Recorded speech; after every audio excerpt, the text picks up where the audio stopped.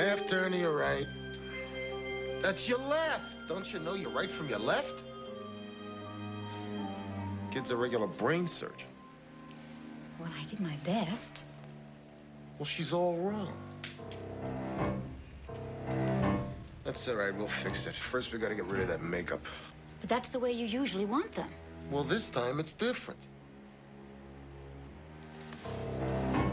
See, there's this state senator who's been real good to St. Nick during this last investigation. And the state senator just happens to have a thing for, young girls.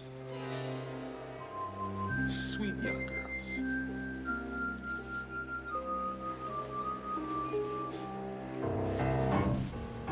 It's called Happy Birthday, Senator. Yeah, you're gonna do just fine, honey. I warned you. I told you to leave my sister alone. I'm taking her out of here now. Come on, Butterfly. Hey, hold it right there, kid. Melinda, hit the house lights.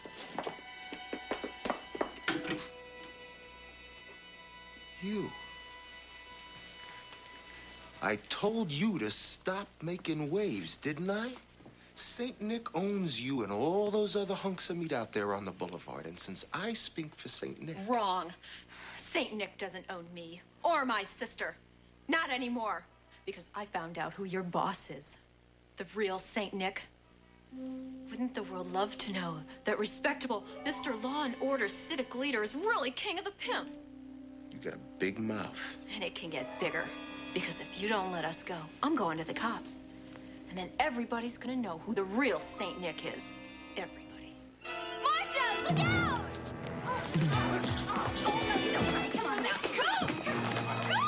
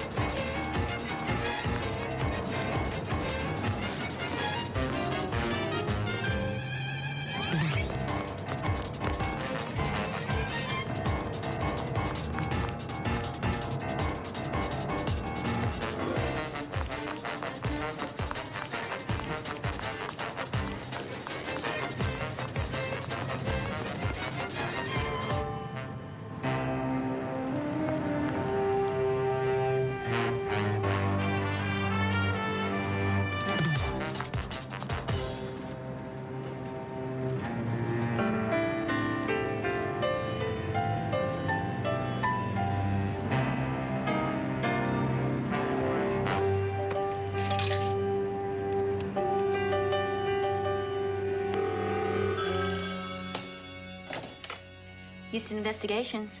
Please, I need help.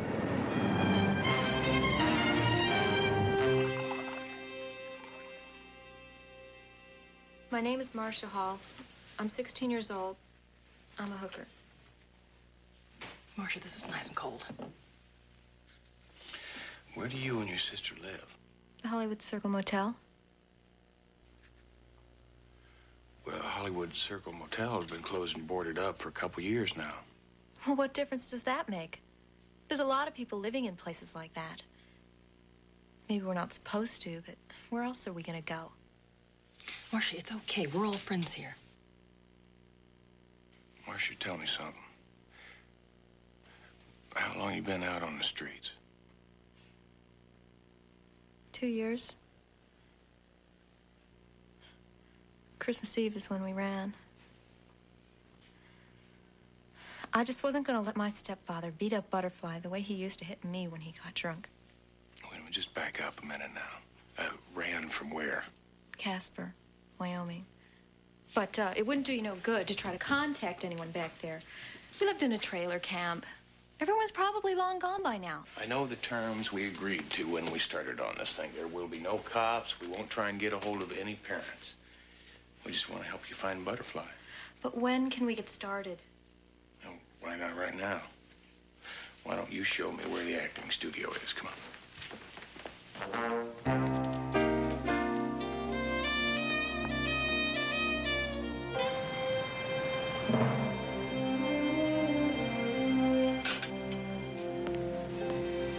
Well, surprise, closed, locked up tight. Oh, they change locations every couple of months. Sometimes it's a dance studio, sometimes acting. Sometimes they say they're agents for TV commercials. That's how they first got me. Well, listen, have you got any idea of another place they might be keeping your sister? No. I know sometimes Melinda keeps kids at her place, but I don't know where that is. Well, let's get back to the office and work out a plan of action. Get out!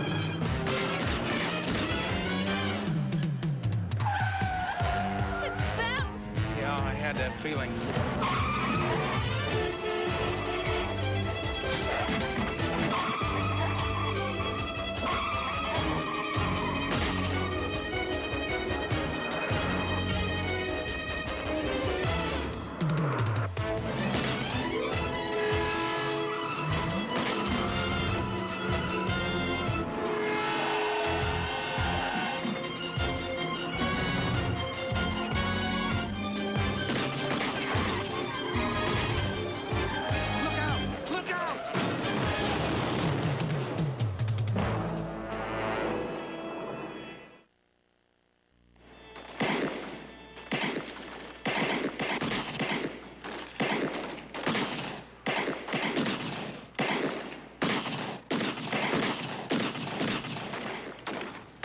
Shooting. Well, one can't be too careful in my line of work. I'll be right back.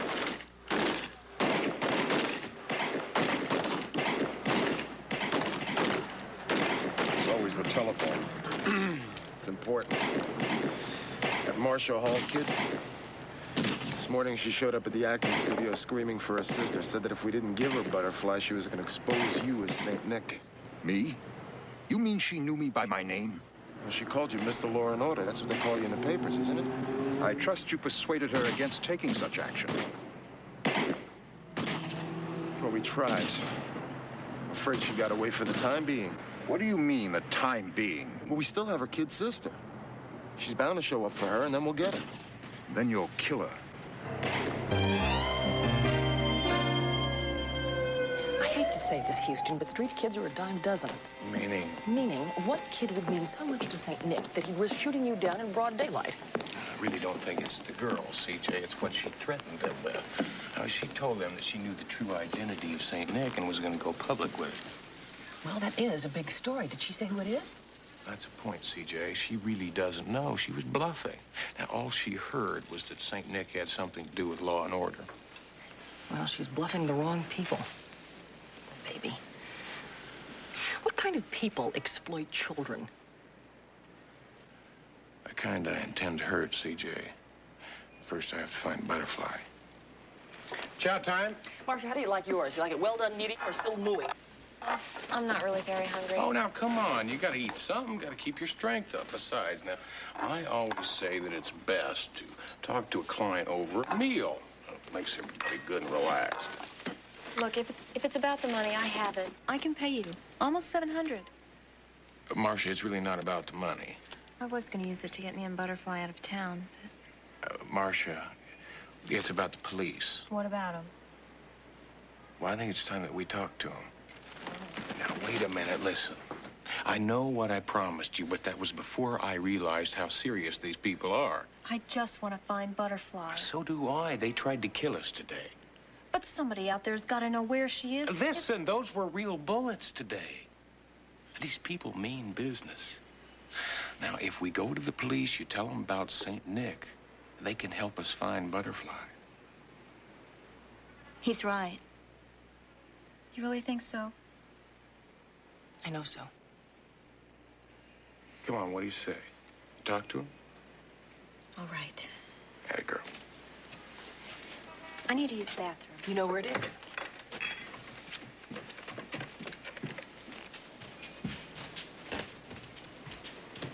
Yeah, Lieutenant Michael Hoyt, please. Houston. Marcia?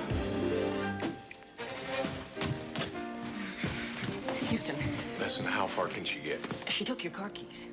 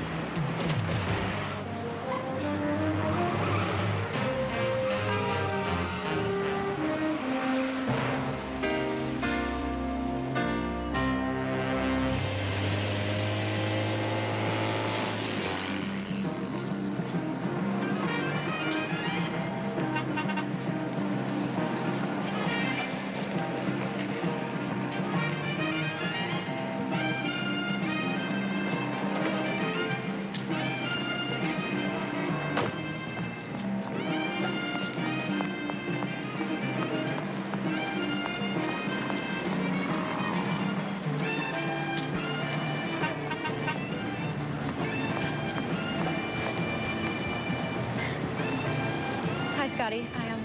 I've been looking for you. Marcia, I know all about it. I wish I could help. I'm really sorry. Oh, come on, Scotty. You're not afraid of St. Nick. He doesn't pimp for you. Wrong. St. Nick bought me from Freddie Since when did St. Nick start handling boys? 2 days ago. Hey, give him a year and he's gonna own it all. He's not owning me. And he's not owning Butterfly. Scotty, I've got to find her. I don't even know where they're hiding her. Even if I did, St. Nick's put the word out. Anyone who helps you. Sorry, Marcia.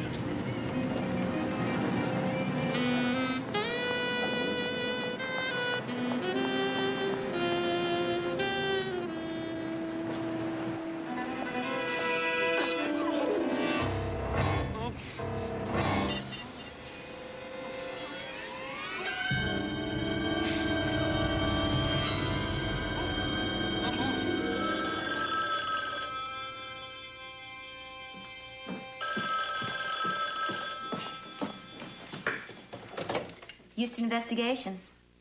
Yes. He's coming in right now.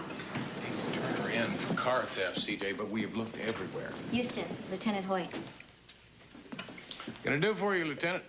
You lose something, Private Eye? Well, what'd you have in mind? A red convertible, registered to Matt Houston. Well, as a matter of fact, I did. You know, I was just gonna call you and report it missing, so you found it, huh? Oh, we found it all right. Along with something else in the trunk. Body of a girl, looked to be about 16.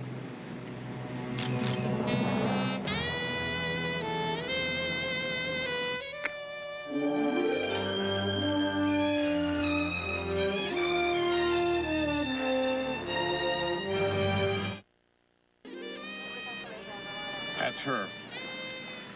Hoyt, I want to stay close with you on this one. Get real, Houston. Get real. Now, what is that supposed to mean? Huh? It means that there's not enough time, money, and manpower. Your client, your former client, she's one of them. Them? A throwaway. Another teenager who ran away from a small town, came to the big city and ended up a hooker and very dead. Officially, no one cares. No one wants to look at their garbage. Officially, they're throwaways.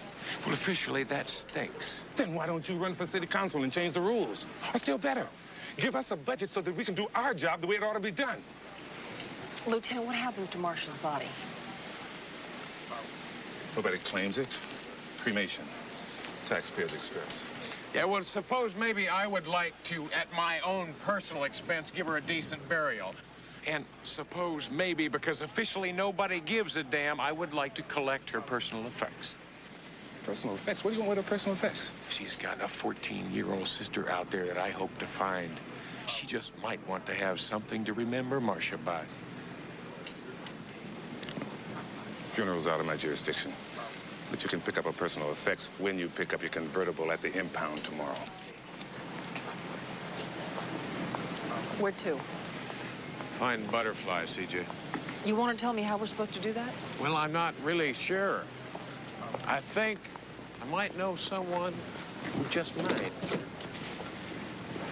Why don't you drop me off at Century Theater?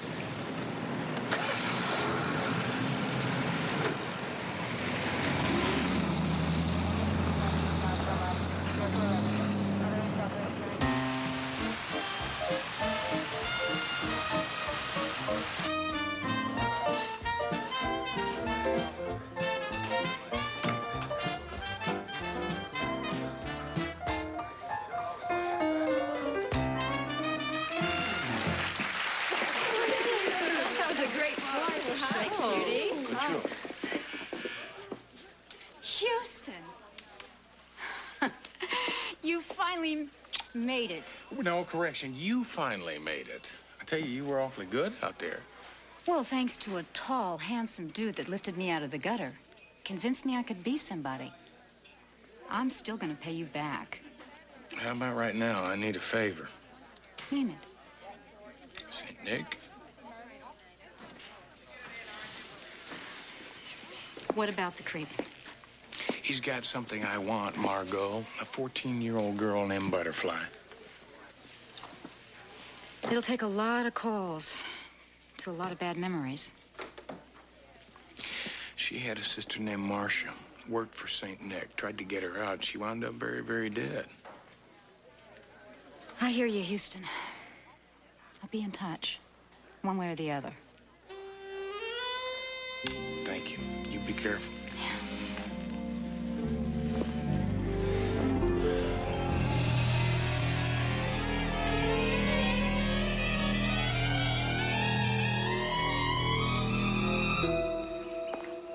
This Houston sounds like big trouble.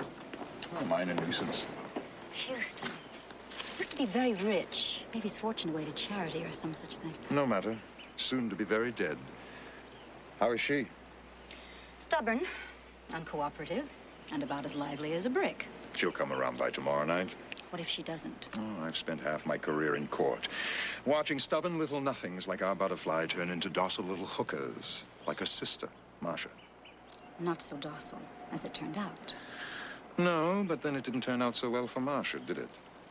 Oh, I used to feel sorry for the girls, until I realized that they weren't really girls at all, just merchandise. Do you remember when you used to be just merchandise, Melinda?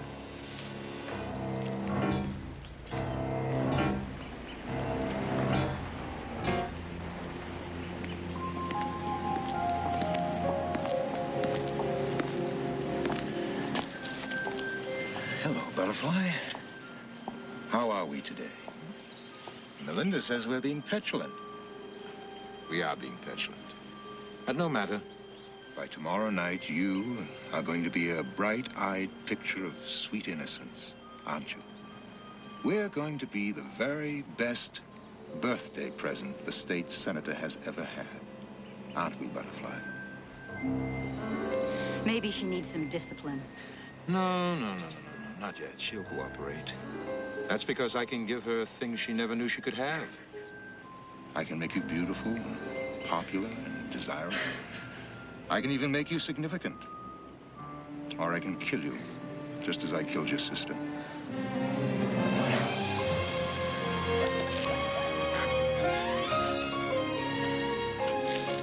Keep me informed, Melinda.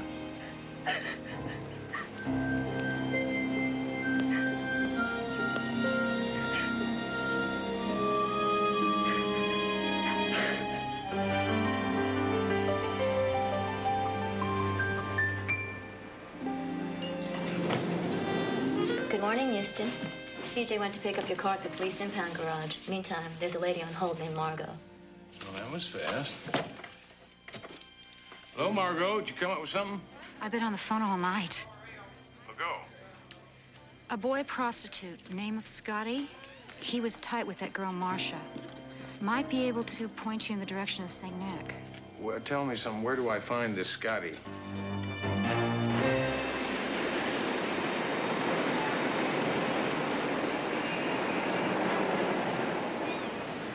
Okay, so I know Marcia.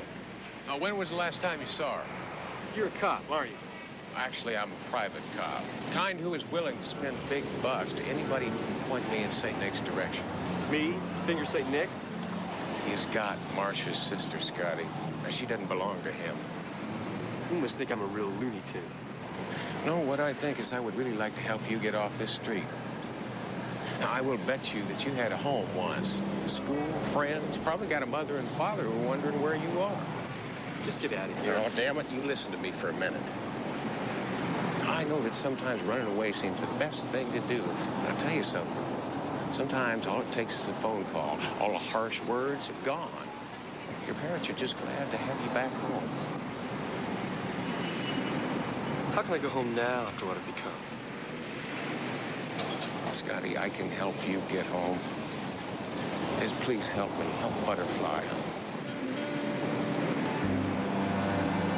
Look, just call me, all right?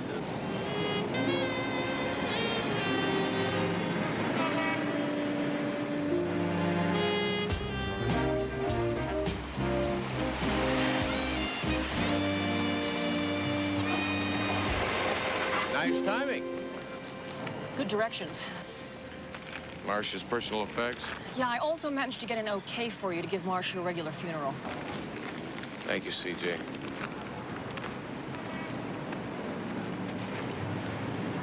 This must be Butterfly. Houston, when you do find Butterfly, what are you going to do with her? You can't send her back to that stepfather. First, we have to find her, CJ. What's this? I have no idea. It looks like some kind of a code. I'll take it back to the office, run it through Baby, and see what she says. What are you going to do? I think I'll stick around here and talk to some of the natives. Maybe one of them will be able to help us find Butterfly. Well, be careful. Try not to run to those charming people who chased you and Marcia the last time. Plan to be very careful, CJ.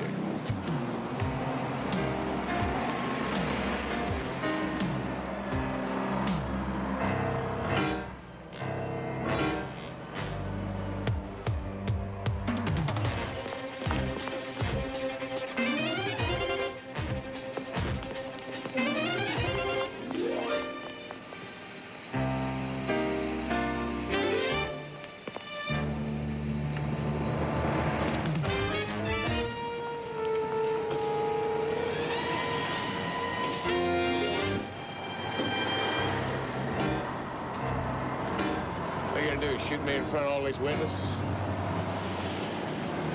Let's go take a look at the view. Come on. Come on.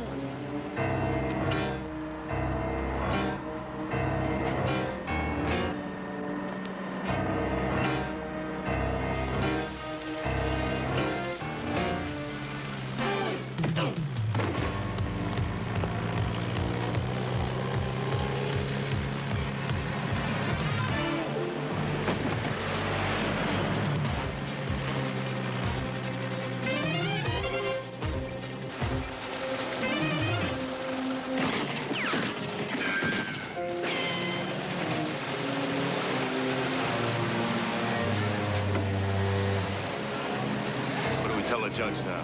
We don't tell him anything. As far as I'm concerned, Houston just bought himself a temporary state of execution, a very temporary one.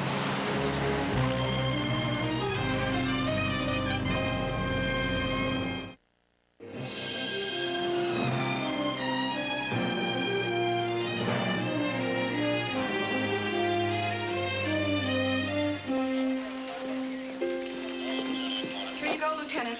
Thought this Marcia Hall murder was another file and forget case. No, what gave you that idea? Watch Commander told me to bury all throwaway cases to make room for more important ones.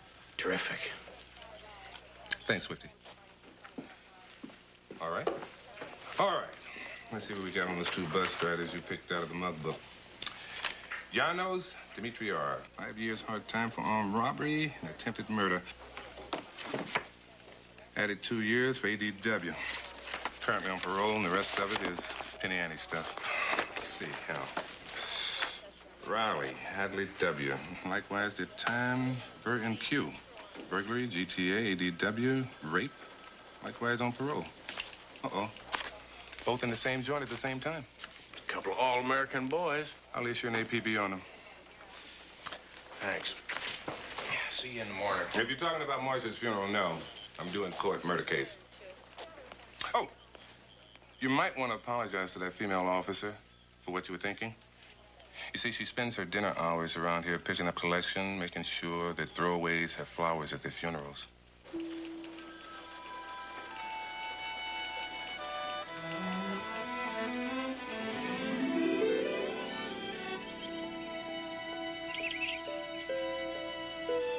Let death come when it will.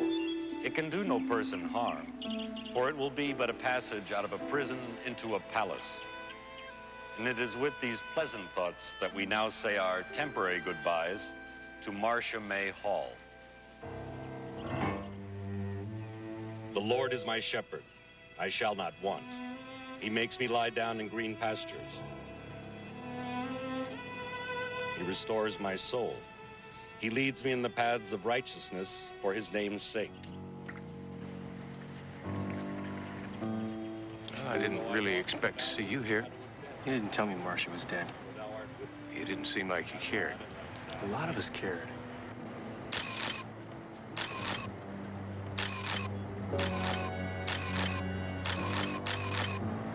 Marcia wanted out. We were pulling for her. Now she is out. How about you, Scotty? You want out too? I'm scared. I know you're scared, Scotty. I can help you. Now, I'm not going to let anybody hurt you. Maybe later.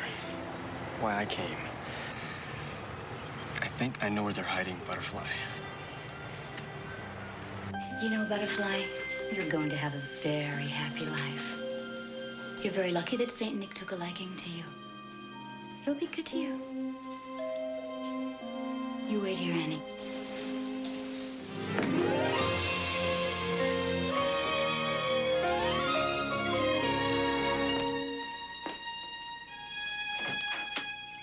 Yes, what is it? Hi there. I talked to a lady in the supermarket who said you are a fabulous acting and dancing coach. I don't teach in my I home. have a darling little 4-year-old daughter. We call her Bunny. She's got big green eyes and red hair and freckles. And everywhere I go, people say to me, Bunny ought to be in movies or TV or commercials or something. So I thought that I should talk to a professional person and get professional who I do. Did you get my tip? Now, personally, I'm not for that sort of thing. But who am I to deny instructional child training? Now, I would have brought Bunny with me, but she has mumps. You know how that is. I know. Butterfly. Marcia sent me. Come on. All right, Hoyt, I've got her. Let's move out.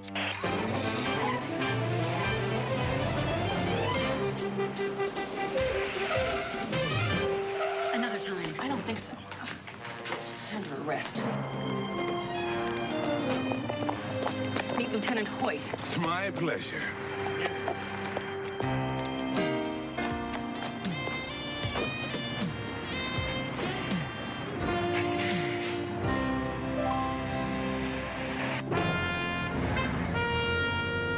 You're certain that he was talking with Houston? Positive.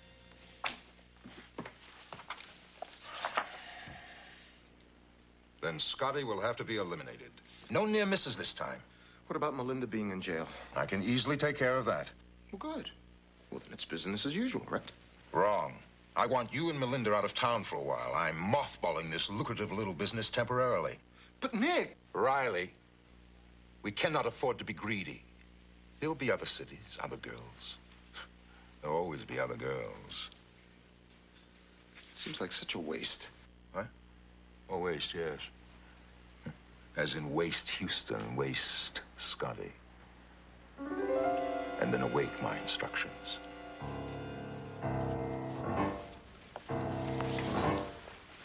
Riley, use the side door.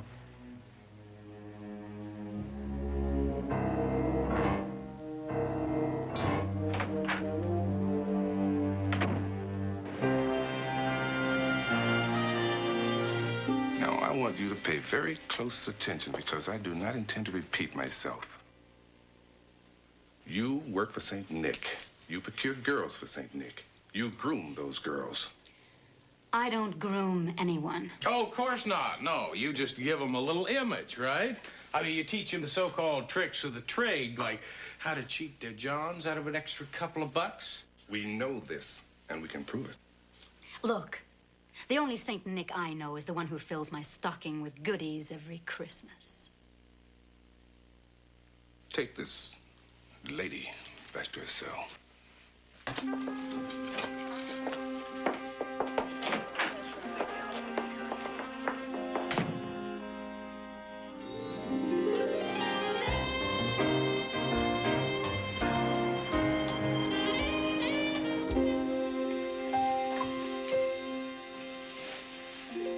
Get a good night's sleep, little one. No more worries.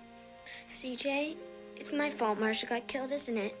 No, Butterfly, it's not your fault. And you can't take the blame for what St. Nick did. But he did it because Marcia tried to stop him from turning me into a hooker, like he did her.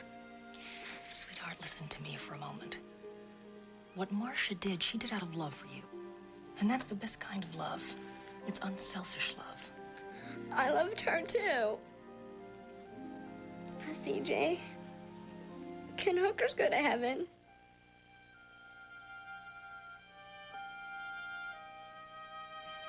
It's a pretty heavy question, Butterfly. Maybe I can answer your question with a question.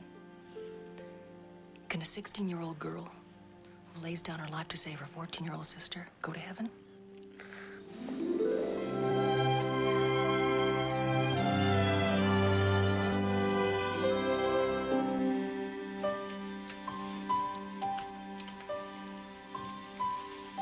She finally fell asleep. Poor little girl. Her only crime in life was not being able to pick her own parents. I want St. Nick's, CJ. So do I. Listen, how are we doing on that list of scrambled names and numbers that we found in Marcia's purse? Baby is suffering from terminal condenser, trying to break that code.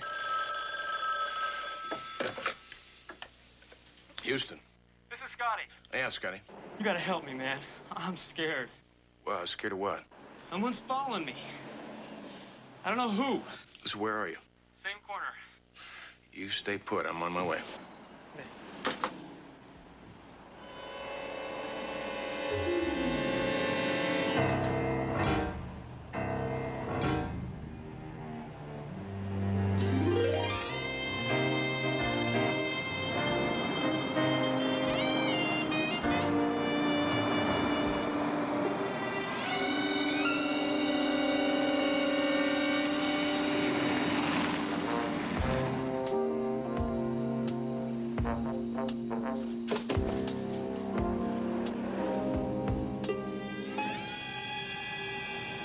Scotty!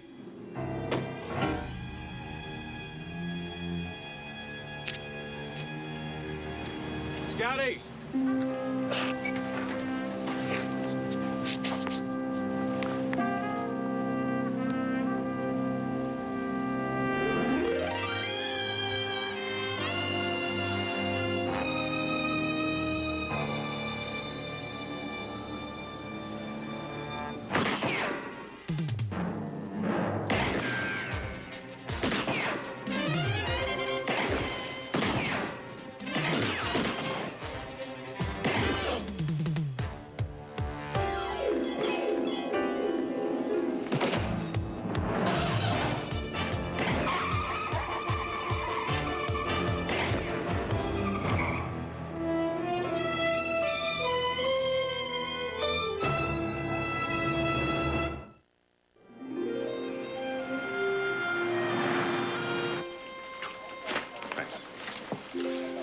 Examiner's preliminary report says that Scotty died the same way as Marcia, heroin overdose. Any word on Janos's condition? Oh, yeah, your bullet did his job. He's in a coma.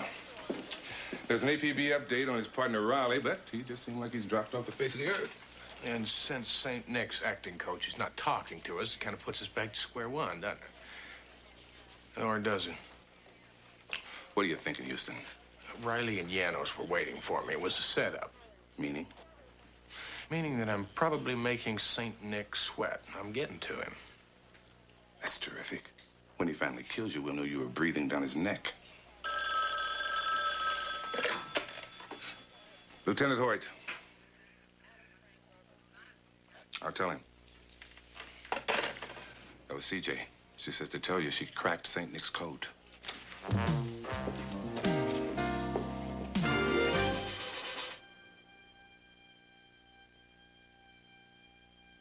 Credit cards? I don't get it. Credit card numbers, to be precise.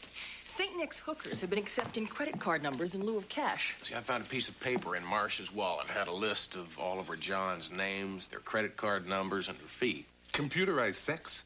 That's right. And what you're looking at is 1 month's worth of receipts. I don't suppose you were sneaky enough to get the billing company's name. Well, as a matter of fact, Houston, I did tap into some computers that are owned by credit card companies, and... Hold it! That's illegal. Yes, but it works very well, Hoyt. Go on, CJ. And the name I came up with is Vesuvius Industries. Meaning that all we have to do is find out who owns Vesuvius, and then we'll know who St. Nick is. Well, I also tapped into some computers in Sacramento. I am not here. I am not hearing one word of this. And I came up with this identification. Judge Nicholas Whitewood? Nicholas, as in Saint Nick, alias Mr. Law and Order, alias King of the Pimps. CJ, are you sure? I mean, Whitewood is a biggie. Oh, he's something else. Listen to this. Judge Nicholas Whitewood is the judge that our acting coach, Melinda Thatcher, is to be arraigned in front of tomorrow. And I'll just bet you that Judge Nicholas Whitewood is going to get his acting coach off on some kind of a technicality. Unless you can arrange a warrant for his arrest, White. A warrant? With what? CJ, you're a lawyer. You know this evidence was gained illegally. It's inadmissible. Inadmissible in court. But we might be able to find some place we can use it where it will carry a little more weight. I don't know what you're thinking, but I do know I don't like it. Yeah, I know.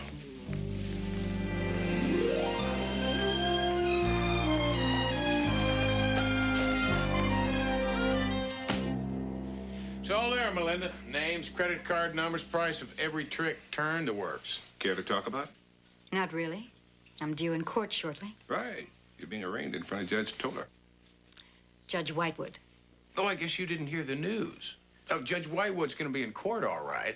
He's just going to be sitting on the wrong side of the bench. It all has to do with Vesuvius Industries, a guy named St. Nick.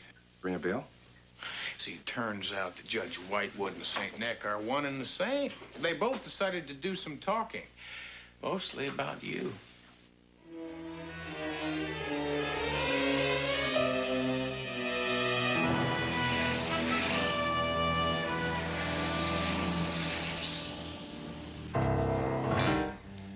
Melinda and I are booked on a plane in 2 hours. Good. I'll call Melinda's case first, dismiss the charges, and you two can head for the airport. Then, in a month or so, the dust settles, you'll come back, and St. Nick will be back in business. This court is now in session. The Honorable Judge Nicholas C. Whitewood presiding.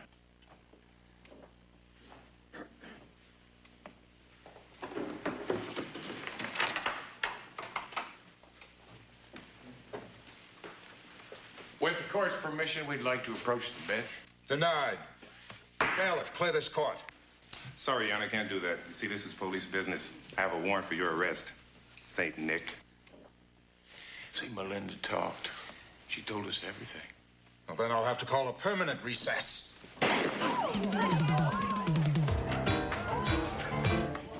worry about me. Get him. What's going on? It's Houston. Now stop him.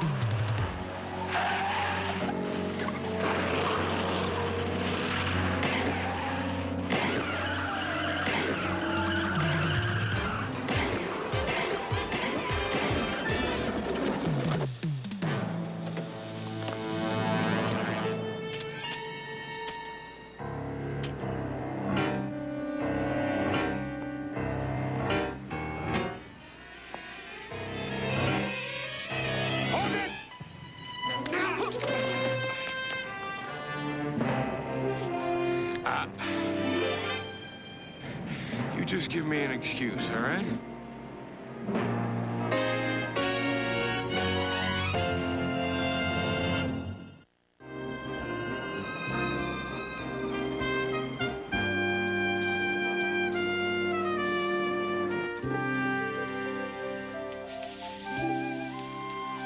We're gonna miss you a lot.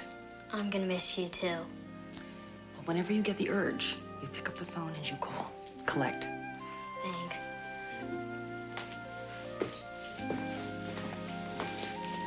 I don't know how to thank you. I'll tell you what. You can thank me by growing up strong and happy, okay? Okay. You keep in touch, right? All right.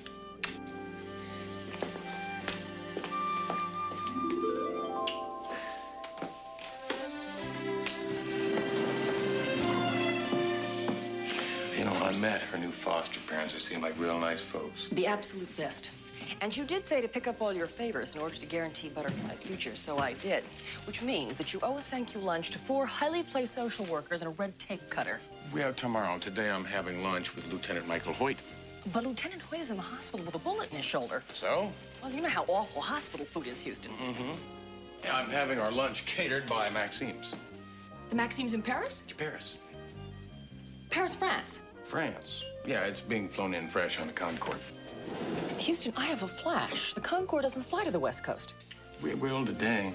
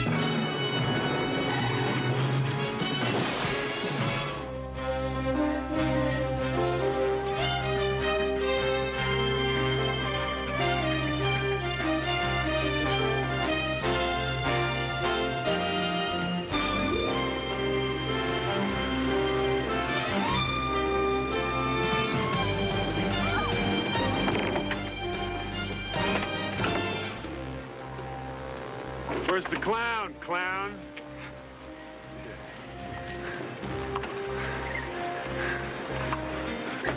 Hey, look now. Look, your boss knows how it's supposed to come down. He'll get the painting tomorrow when you guys bring the money, like we agreed. How attached are you to your face? Huh?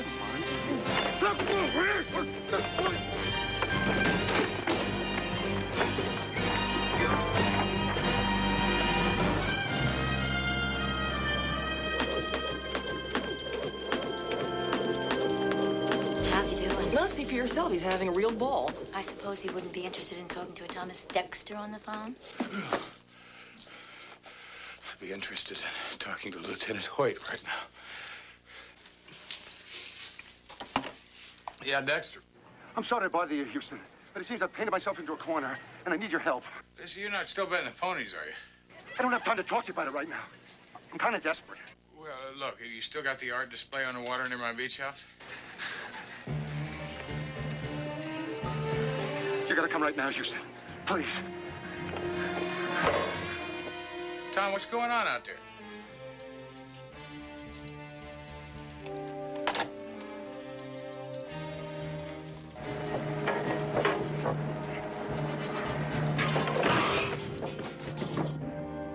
Houston, where are you going, and who is Thomas Dexter? He's an artist, sells paintings on the boardwalk by my beach house. Met him a couple of years ago in Waikiki. He was stuck in the middle of a counterfeiting ring, but he helped me bust him. Doesn't sound like much of an artist. Good artist, CJ. He's just a better forger. That still doesn't tell me where you're going. I'm going to talk to the man, CJ. Why don't you finish my workout for me?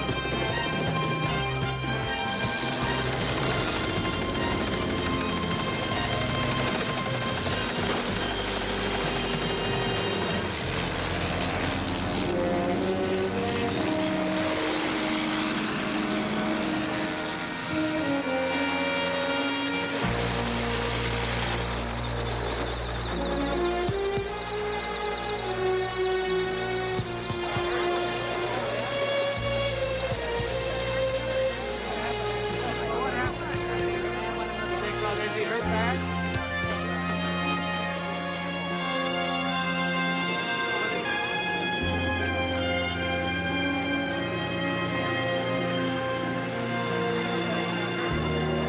Excuse me. Oh, you're not, Tom Dexter? Actually, I'm looking for him. I'm a friend of his. You didn't happen to see him come by here. No, I only just got here myself. I suppose this was his display. I think he was a better con artist than artist. Sounds like you know him. Only in passing. You see, I have this painting of a crying clown, and Mr. Dexter was going to frame it for me.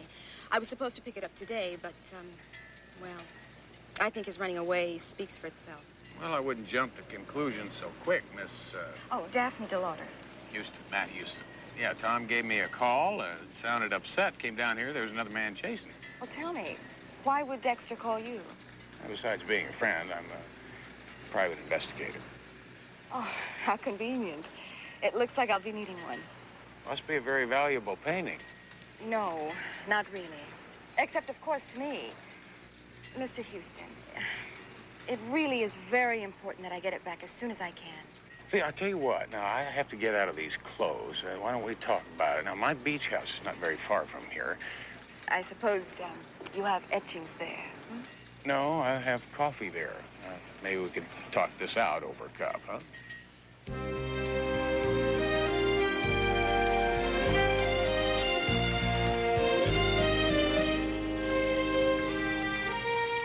I've never met a private detective before.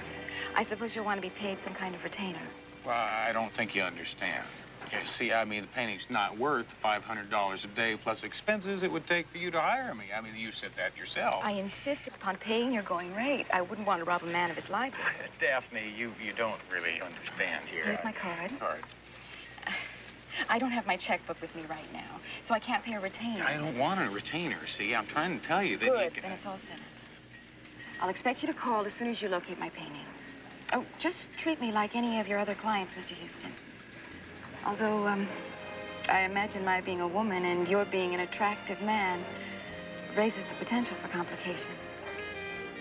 But I think we can handle them, don't you? Thank you, Mr. Houston.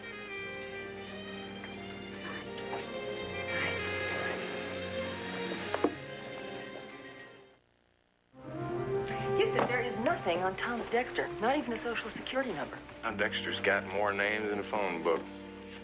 I'm confused, Houston. Is he a terrific guy or is he a hustler? A little both, CJ. He's like anybody with a lot of talent, but I don't understand why he would swindle a pretty girl out of her keepsakes. I don't understand why he would try and run away from me. Well, I don't think you're going to get the chance to find out. We have definitely come to a dead end, and we do have other cases. Yeah, well, Daphne did hire me to find her painting. Why do I get the feeling there's a lot more of Daphne in this than business? Well, it's because you have a very active imagination, CJ. I'm going to burn up a little shoe leather and see if I can find Dexter. I'm going to start with some art galleries. Well, I mean, a little culture never hurt anybody, huh?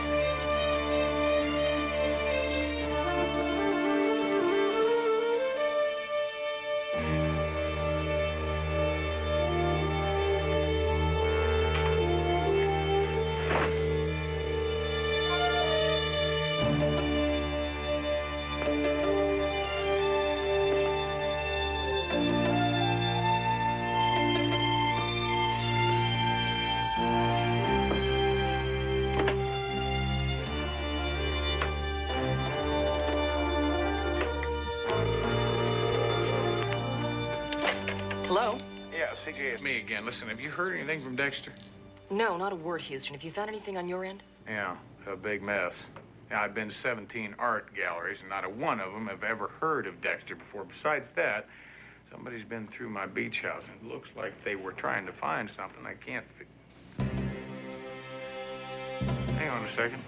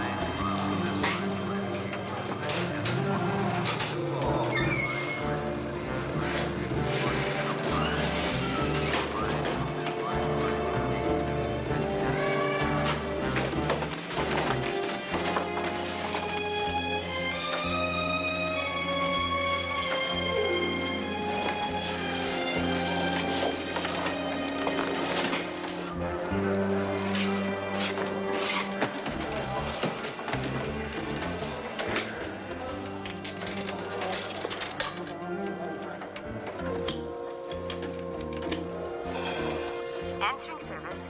Mr. Lauder's not available right now, but can we take your message and have her get back to you? Yeah, listen, my name's Matt Houston. I'm working for Daphne. Could you please tell...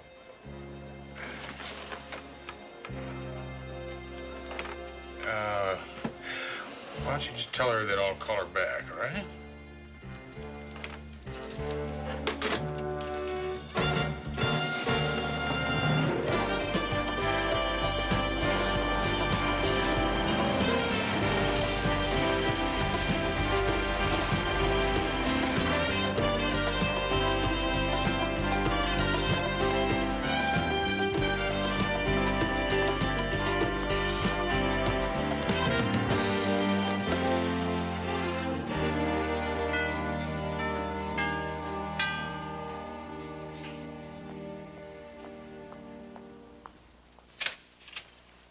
Daphne. We heard you drive up. Please, come in. However, did you find me? I called your answering service. But they told you I was here at Mr. Van Poolen's? They never should have. Well, it doesn't matter. If you've come about the crying clown, I already know everything. You do? Mm-hmm. You're here to say I told you so. Because when I got home today, I found Thomas Dexter waiting for me, and just like you said, he returned my painting. You talked to Thomas Dexter this afternoon. Not more than an hour ago. Matt, look, I really do appreciate all the trouble you've gone to on my behalf in looking for my painting, and, well, I hope that this doesn't mean I won't be seeing you again. Mr. Lauder, sorry to keep you waiting. I trust that this is the amount we agreed upon. Yes, thank you. Mr. Van Poolen, I'd like you to meet my Matt friend. Houston. Yeah, I've read quite a bit about you, sir. I mean, Cole, Steele, big game safaris. It's a pleasure to make your acquaintance. If you'll both excuse me for just a moment, please.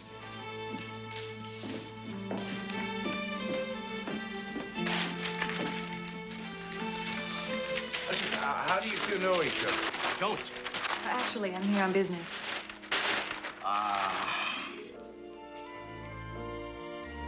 That's why it's so lucky that Mr. Dexter returned the painting.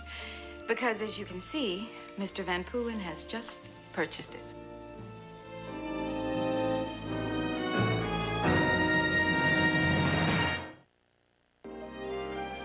CJ, this is the clown that Dexter hid at the bus station. Van Poolen bought a copy. I don't pretend to know about art, but I have a 12-year-old nephew who could do this stuff. That's the point, CJ. Why would Tom Dexter want to hide it? Hey, why would somebody want it bad enough to kill for it? Maybe it's someone with good taste. And why would Daphne tell me that it was a sentimental keepsake and then turn around and sell it to Arthur Van Poolen? Houston, this is getting very confusing.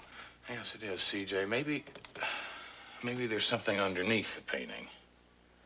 Just send it over to the police radiology lab, have them x-ray it, tell them to get back to us as soon as they can when they find something. Houston, if we take this down to the police lab, we will really have Hoyt breathing down our necks. He's still annoyed with you for doing your vanishing act at the beach house. Yeah, Well, you've got to stall him as long as you can. I need some answers before we get back to our favorite lieutenant. Why don't we try some of Dexter's aliases? I found these phony business cards in his wallet. It's worth a shot.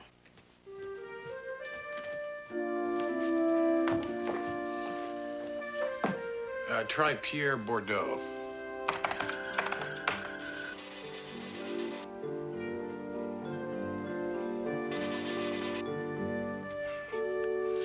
Arturo Bandini.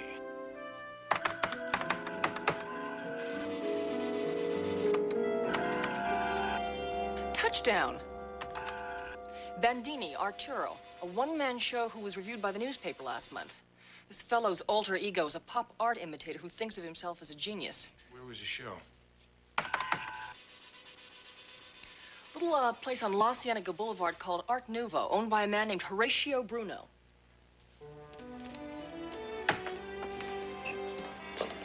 Bandini. Arturo Bandini, the noted conceptual fraudist. I'm familiar with his work, yes. He was a fifth-rate painter of third-rate paintings. Was? Dead. Bandini? Dexter. Arturo Bandini was but one alias of a charlatan named Thomas C. Dexter. Minor talent with a major ego. He died last night under apparent unfortunate circumstances, if we can believe the news reports. And truthfully, nobody in the art world is going to miss either of them. I happen to have one of T.C. Dexter's paintings. Clown? Well, yeah, a crying clown. Now, how'd you know that? Self-portraits were Dexter's specialty. No doubt you're wondering if, in light of Thomas Dexter's death, this trivial work you possess might perhaps have gained sudden value. Well, actually, I was... No, it's probably not even worth what it costs to frame it. Still, if you'd care to bring it by, I would be happy to take a closer look at it. Well, I wouldn't want to waste your time. Oh, no, it's no trouble at all. Perhaps this afternoon. Well, I'll give it some thought. Thank you.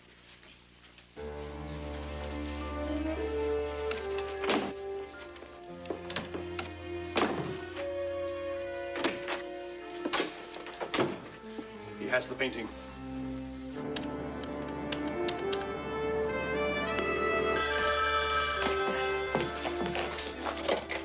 Matt Houston. Yeah, just checking in. CJ, listen, did you take the crying clown down to the police lab? I said it this morning, Houston. They said it's going to take a while. Yeah. Well, I guess in the meantime, I should try and track down Mr. Lauder. Houston, I have a bad feeling about this painting. Have you spoken to the art dealer yet? Yeah, Horatio Bruno himself. Listen, have baby start working on him. Also, keep digging on Dexter's alias, Arturo Bandini. Okay, but be careful. Listen, CJ. Houston? Hello? Something wrong? No, we just got cut off. I'll make you a deal. I'm gonna give you a little fresh air to breathe, and you're gonna tell me where you've got the painting, okay?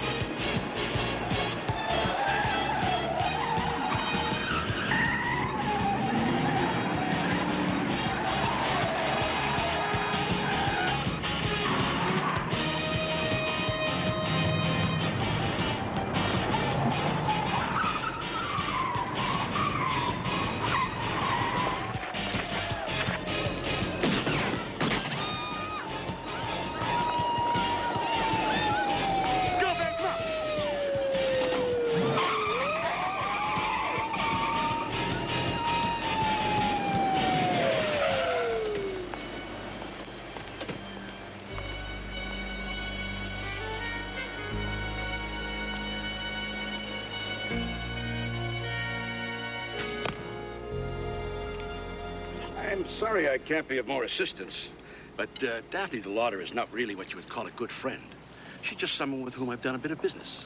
Art business? Well, I dabble in collecting. I like to hunt things down, so to speak, for the sport. That's why I use bow and arrow. Gives the prey a sporting chance. I generally get them, though. I get whatever I want. And you wanted Daphne's crying clown, right? Well, it's really Dexter's clown, isn't it? I fell in love with it the moment I saw it at an art show. Tried to buy it right then, but Dexter suggested I speak with his rep, Daphne. Dexter is a really fine artist, isn't he? He's dead. I'm sorry to hear that. Somebody killed him yesterday afternoon. And you think that Miss Daphne had something to do with that? Do you? Just what is it you're hunting, Mr. Houston? Well, nothing really exotic. You don't mind. Oh, sorry. Be my guest. Well, actually, I'm just hunting your average everyday murder. You know, and I tell you something. When I find him, you'll probably be the first to know. Have a nice day, huh?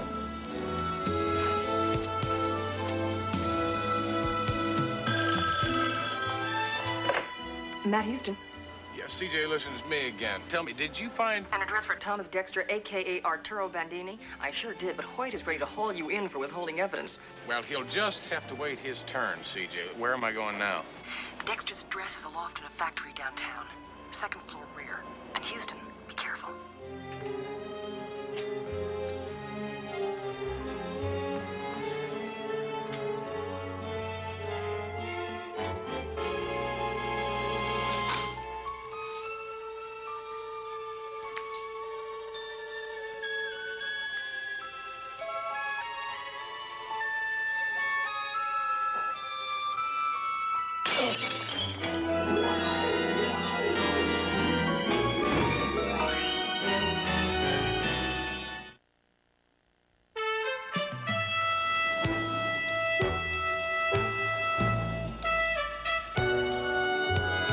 Mr. Houston?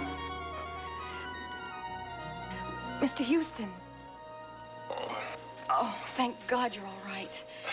I'm so sorry I hit you. Yeah, so am I. Daphne, what are you doing here? I was Dexter's rep, and I didn't know where else to hide. You see, I thought you were Arthur Van Poolen or someone sent by him. I think he's trying to kill me. You will help me, won't you, Mr. Houston? First things first, Daphne, you lied to me. You're right. I lied. I didn't really want to, but I was afraid if you knew the truth, you wouldn't want to help me. You see, it's just the littlest bit illegal. You and Dexter were selling bogus art, weren't you? They're under the clowns. The forgeries, I mean. Bring one down with you and I'll show you what I'm talking about.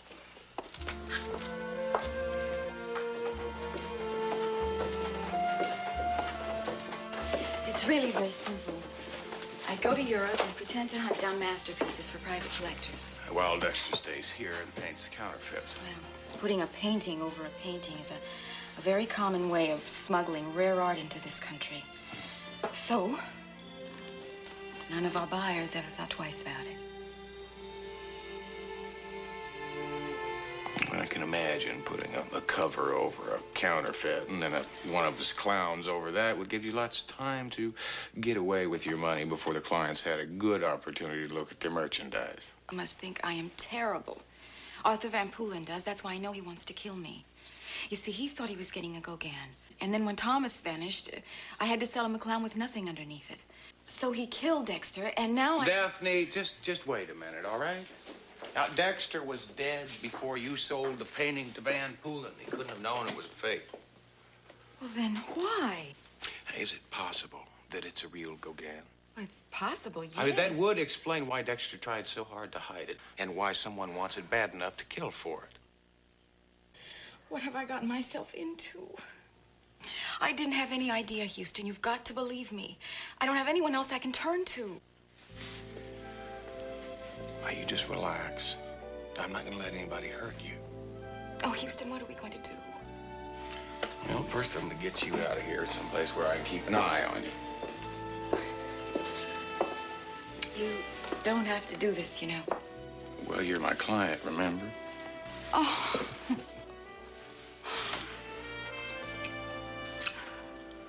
And what was that for? That is your retainer. So, where to? Well, I should probably take you to the office so you'll be safe there. And what about you? Well, I'm going to try and get Dan Poulin off your back. If, in fact, he's the one that's on your back, then I'm going to find out who killed Dexter and why. Come on.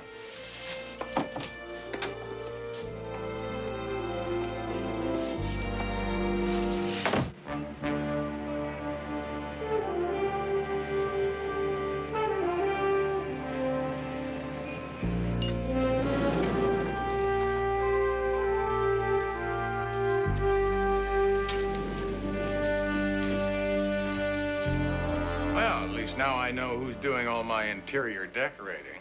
And I must say, I don't care much for the style. Imagine my surprise to find your office in such disarray. Where's Chris? I believe there was a prank call concerning you. Something about a hospital and an accident. Daphne Delata, this is Horatio Bruno. How do you do, Mr. Bruno? I'm here to see the Dexter clown. You have it? I thought you told me it was worthless. I said I suspected as much. However, if I could see it. Well, obviously it's not here, but that's kind of dumb. You know that, And don't where you? is it? Mr. Houston, I'm prepared to buy the Dexter clown, if you do indeed have it in your possession.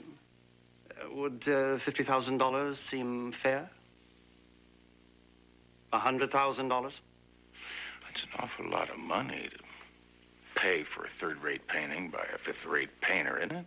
I find that the memory of Dexter lingers, and I would like to have one of his paintings for posterity. Surely you understand.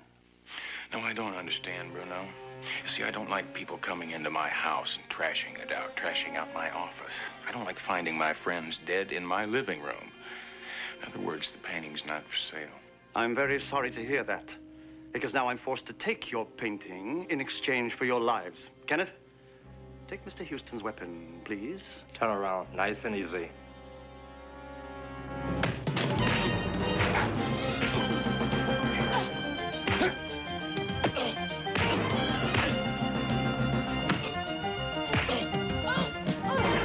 Let's try that again, Mr. Houston.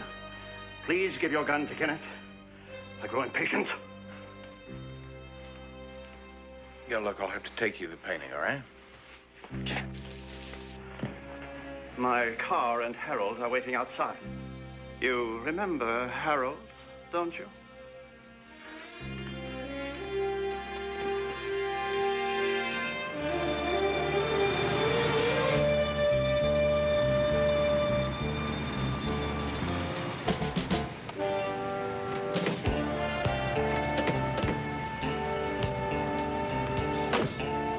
Kenneth, go put some ice on your head and meet us back here in a couple of hours, all right? Yes, sir.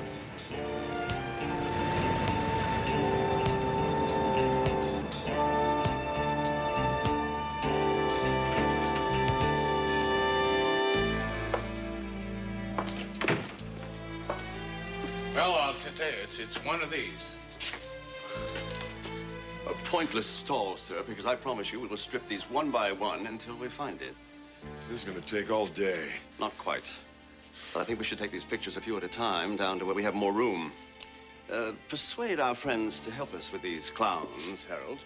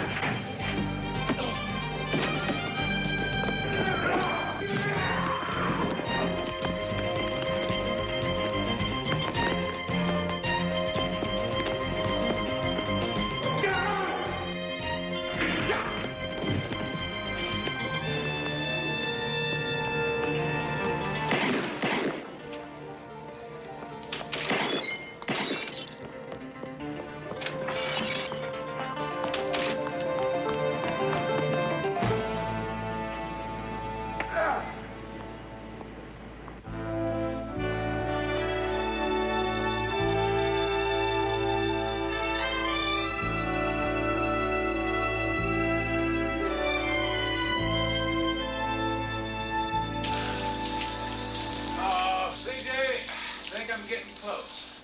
I can tell by all the cuts and bruises you're collecting. Houston, why don't we just strip the painting ourselves and see what all the fuss is about? It's not time yet. See, first we have to use the painting for bait, set a trap. Need some help? I'd kind of like you to stay here, see if Daphne Delutter calls. Where are you going to be?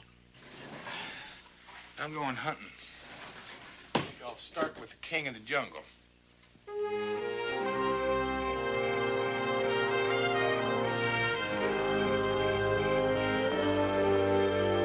Never hunt alone.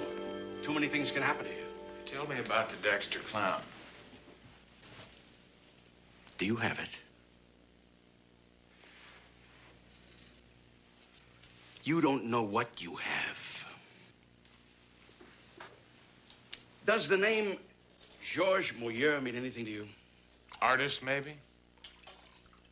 A legend. Murdered by religious lunatics in the 1600s. All his works collected and destroyed, but one remained.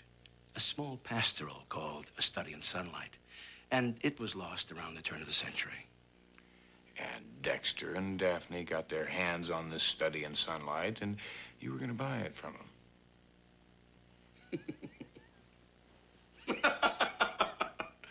Oh, you're quick. I like that. But it was always Dexter, never Daphne, so far as I know. You see, Dexter found the painting. He called me.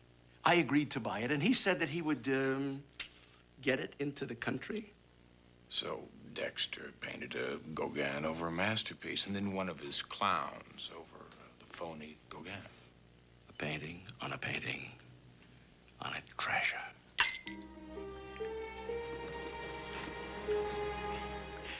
If I told you the painting was worth $1 million, would you think I was crazy? 10 million? 20 million?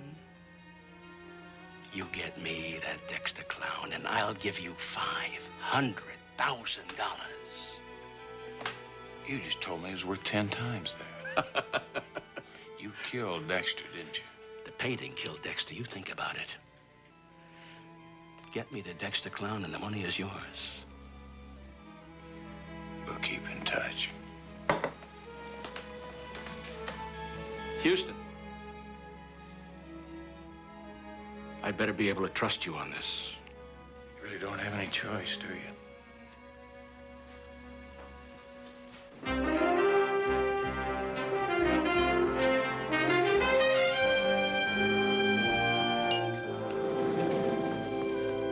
CJ? Houston. Oh, I thought something terrible happened to you back in that studio. Are you okay? Where's the painting? Where's CJ? I don't know. I haven't been here long, and nobody's been here.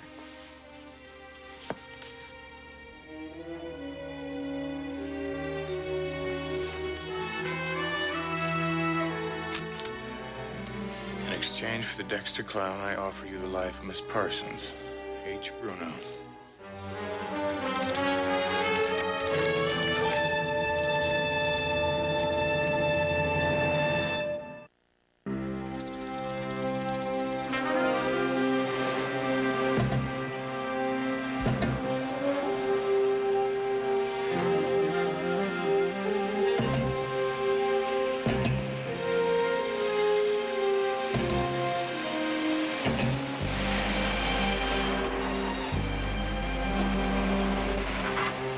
Bring it?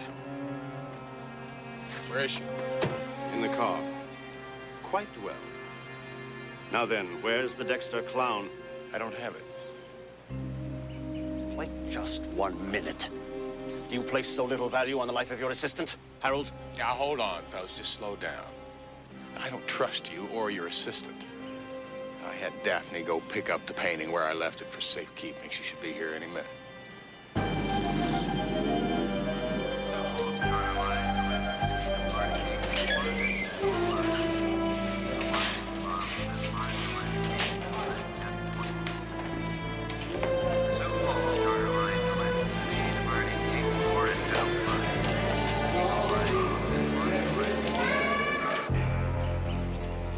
She's not coming. She's tricked you, Mr. Houston. never trust a woman like that. I thought you told me you didn't know her. I lied.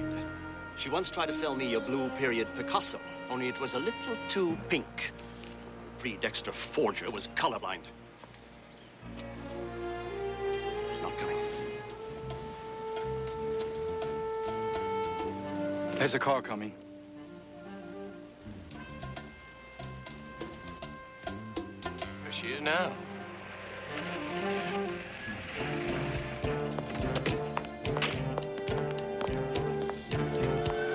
Well, it's about time. Let's go. Sir, there's another car coming up the road.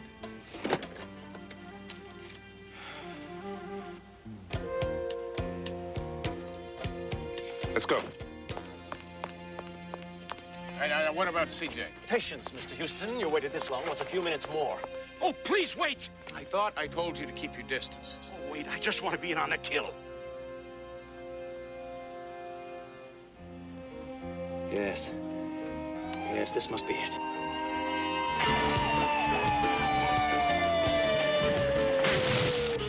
Get rid of him.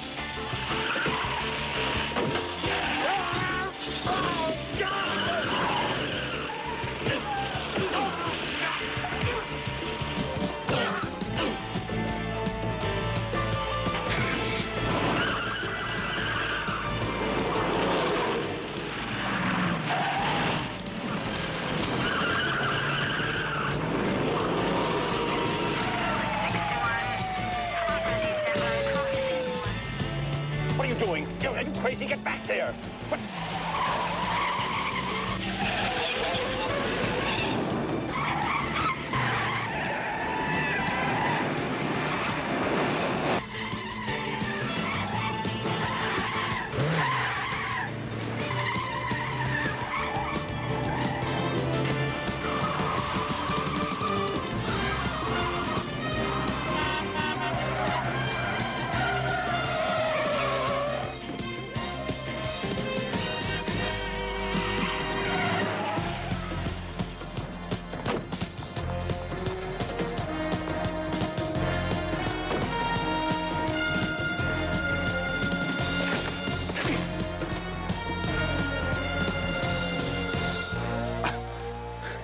All right? Just a little shaken up.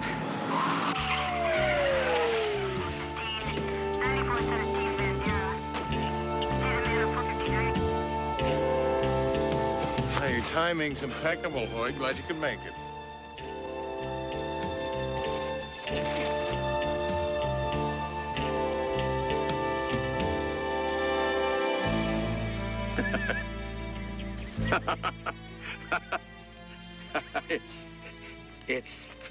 Yes. It's not a Gauguin. What does it matter? Dexter could have painted anything on it.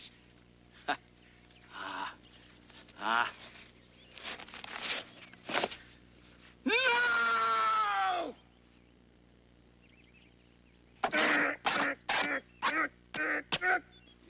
You're all nuts. Come on. Dexter lied. He never had it. He never had it. It's still out there.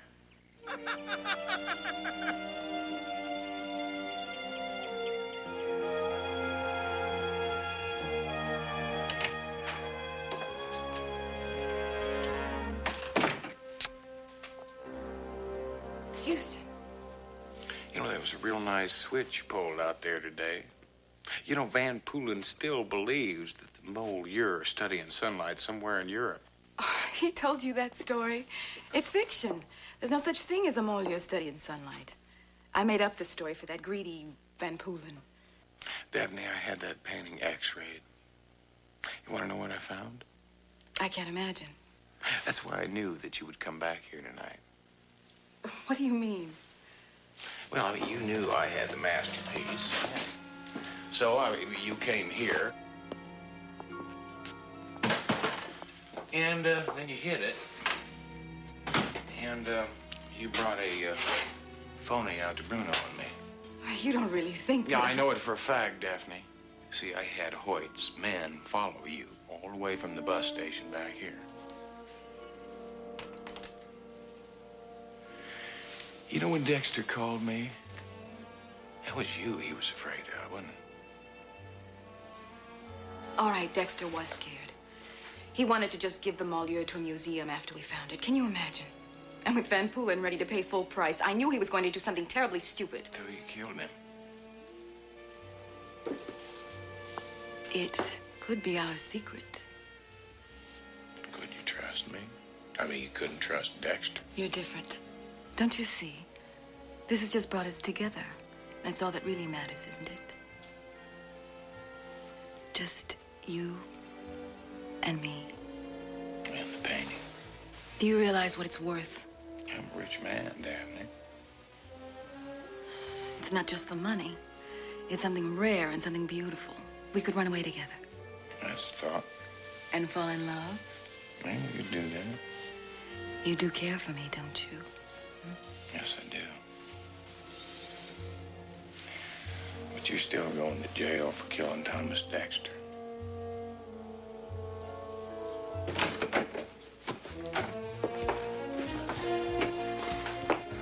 My time is getting better, huh? Yes, it is. Yes, it is.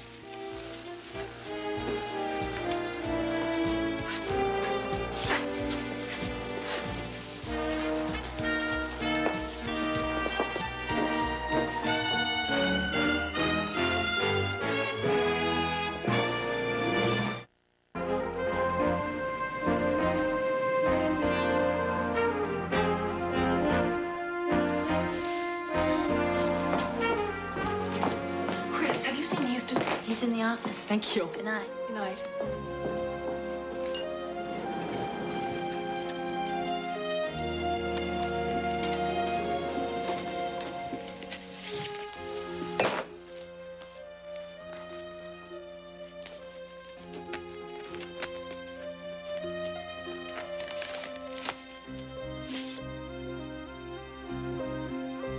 There's your Gauguin.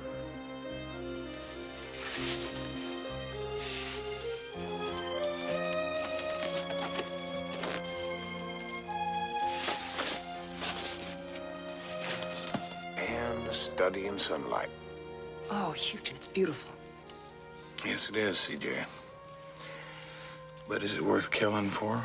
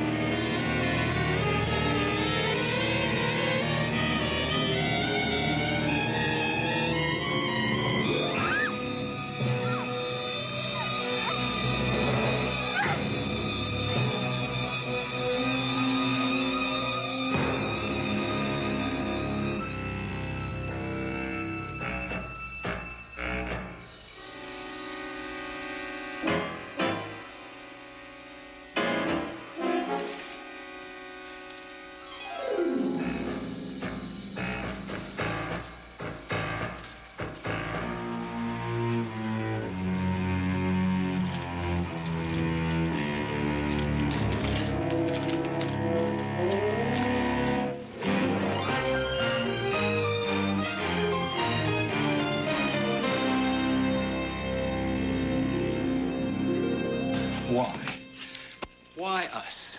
I mean, we're not rich. We're a middle-class family. No police. $10,000 for my Gina and no police. No, of course, the kidnapper doesn't want the police involved. That's why we called you. I read in the papers about you. You've handled other kidnapping cases. Yes, I have. That's exactly my point. Now, the best way we have to catch the kid... I don't want to catch the kidnapper. All I want is my daughter back. Why can't we just pay him? Don't you understand that if you pay the kidnapper, you are at his mercy? He has no reason, then, to get your daughter back to you. Now, if we call the police, now they can help. They've got the manpower, they've got the know-how. Yeah, he's right on time.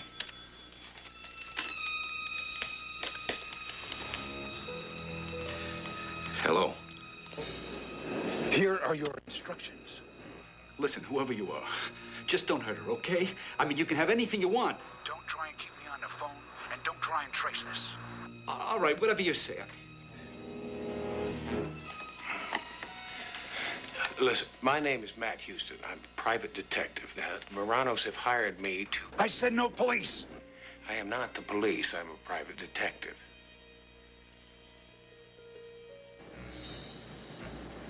All right. Just so you'll know, where the girl is, she'll be dead in 24 hours. Give me a hard time.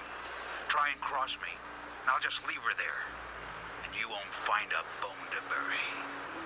No. Listen, I have already arranged for the money. You just tell me where and when. No. It's all right. He's gonna help her. No. He's gonna take care of her. Oh, she's gonna be okay. He just wants the money. The old drawbridge, San Pedro Harbor. There's a phone booth there. Bring the money. I'll call you and tell you what to do next. 12 noon.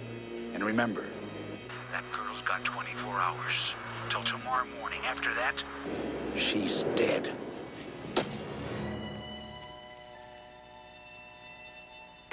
Get my daughter back, Mr. Houston. Do it. The way you think it's right, even if it means the police.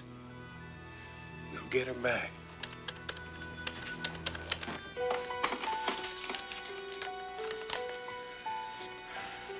Lieutenant Hoyt, please.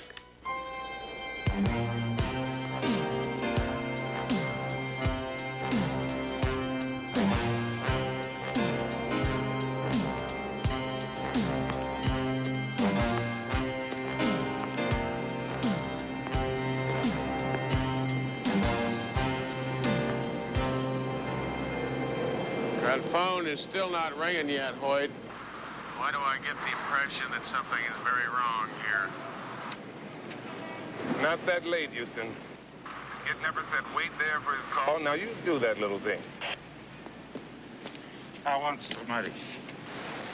Yeah, later, all right? Oh, no. It's all we need. You got $2? I need $2. Some other time, all right? I want money. Houston, what's wrong? What's going on out there?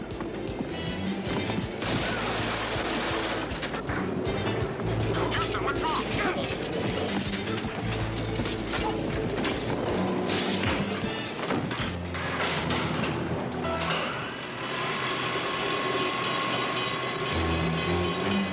Lieutenant, shouldn't we go in? Wait a minute. Wait a minute. That could be our kidnapper.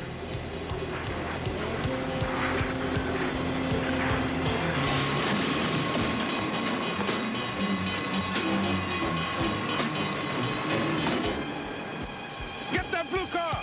Hit it!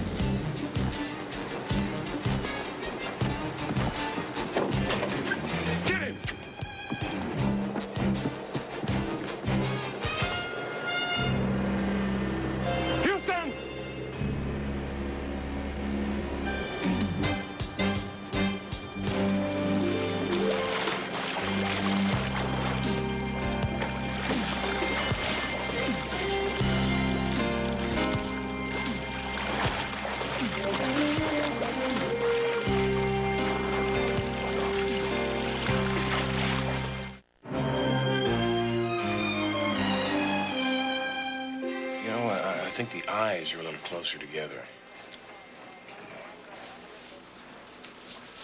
How's that? That's him. At least it's very close. All right, that blue car cruising the area turned out to be a guy that took a wrong turn looking for an address. And I have a hunch your wino is going to turn out to be just another wino. But we can at least check him out. We can do that, right? Do it. Okay, look. Stop kicking yourself, Houston. Murphy's Law. Everything that could go wrong, did. So what now, huh? Wait for the kidnapper to call again, Hoyt? What if we scared him off? What if he decides to leave that little girl right where she is? You do remember what he said. We won't find a bone to bury. Lieutenant Hoyt, there's a phone call I think you should know about. It's the damnedest thing I've ever heard. I think it's about the kidnapping. Central Division, Officer Owen speaking. Can I help you? Hello? Who's calling, please? Sometimes I see pictures in my mind.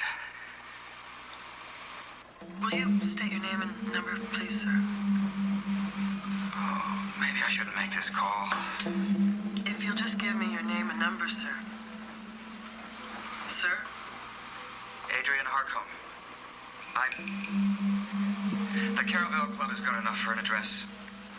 That's where I work. Incidentally, about your back, you should listen to your doctor. What? Sometimes I see pictures in my mind. I had to call you. I know when I'm needed. A girl has been taken. Yes, I'm sure it's a girl. Clean about herself. Pretty. Makeup. A lot of makeup. Too much. Gina Morano wore a lot of makeup, and she had a mole she was self-conscious. Oh, God, who's in my room? Please. Please don't hurt me. I can't breathe. Can't breathe. Man. Drowning. Oh. I am dying. Drowning. Bridge. Drowning. Can't breathe. Dear God.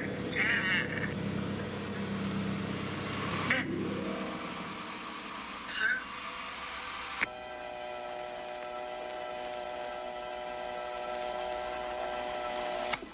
Owen, let me tell you what you just bumped into. A nut. I thought of that, sir. But he knows. Half the reporters in this town are wearing out the benches in the police lobby. It's already out on TV and the radio. You see, what we got here is a girl that's been kidnapped, a hot-shot PI that almost went down for the third time. Now, that's sensational stuff. And if you don't think this stirs the wrong imagination, add this to it.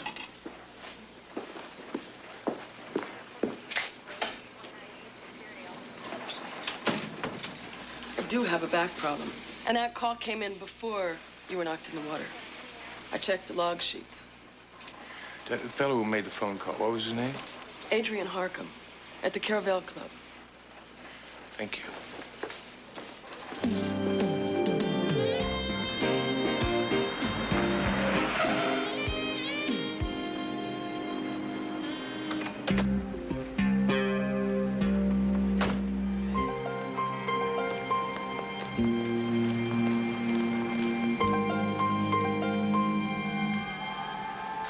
You work too hard.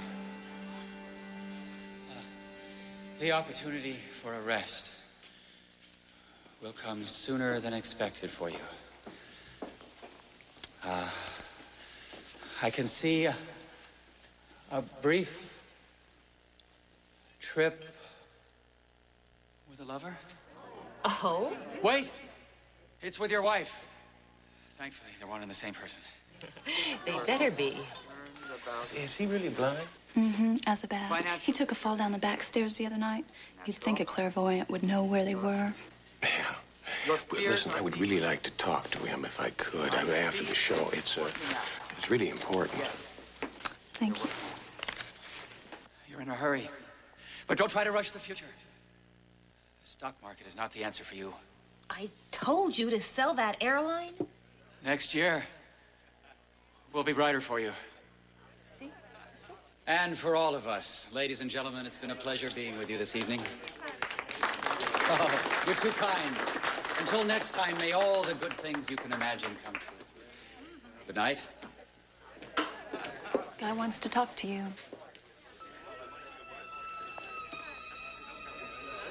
No! I'm drowning!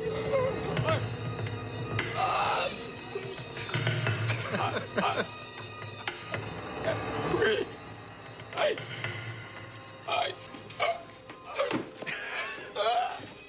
Hey, this is for real! No one backstage, sir. Listen, it's important that I see Mr. Harcum, all right? You don't hear so good, do you? It's all right, let him through. I know him. You know me? I know why you're here. Well, you called the police. Did I? Oh, I suppose I did. Wouldn't he like me? You don't remember it. It's not important. Well, you called about the girl. Is there a girl? I mean, now? I never know whether I'm seeing ahead or behind. It's so strong. Tell me about the girl. Sometimes I see pictures in my mind. I can see the girl now, clearly. She's in a car. You don't believe me? Well, it's just it's a big city and there's millions of cars. Maybe if I had an article of clothing and a map, I could show you where.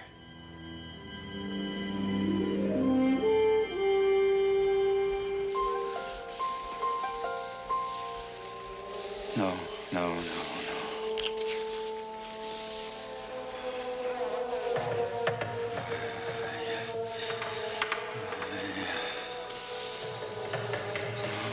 Where?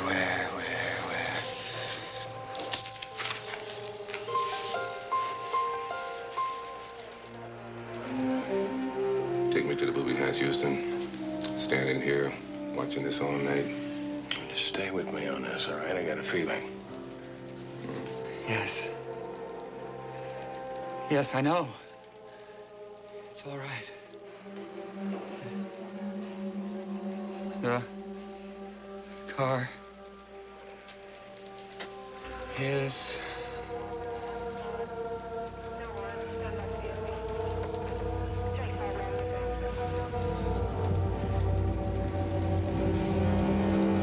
here.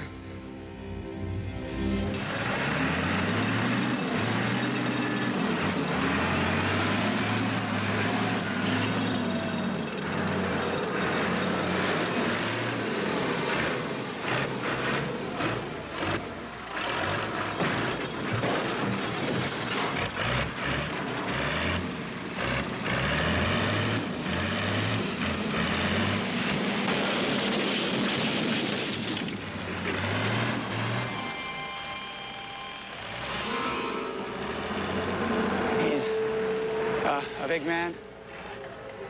He carries her. This way. No! This way. Kidnapper said 24 hours. By my watch, we've run out of time. I know. It's over now. You can go home. We're coming to get you. Gina? Gina, we're coming. Where are you, Gina? Gina! Gina! Where are you, Gina? Where are you, Gina? Gina! There! You ever stop that machine?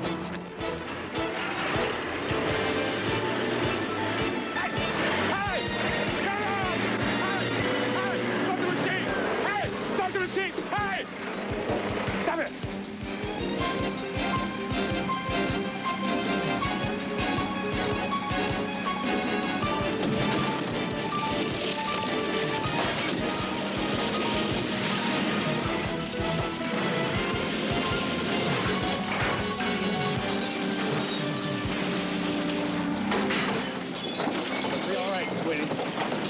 All right.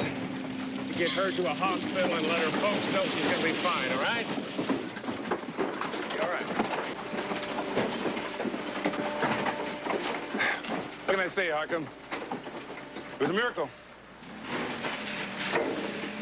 Take Mr. Harcum back to the car.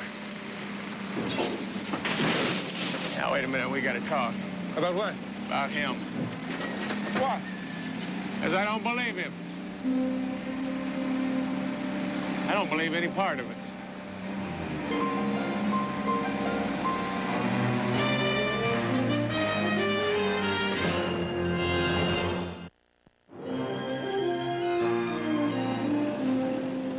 Houston, you are nuts. I am telling you, Harcum is plugged into this The kidnapping. man is taking a lie detector test right now. Now, what more do you want? Officially, we are satisfied. Coffee?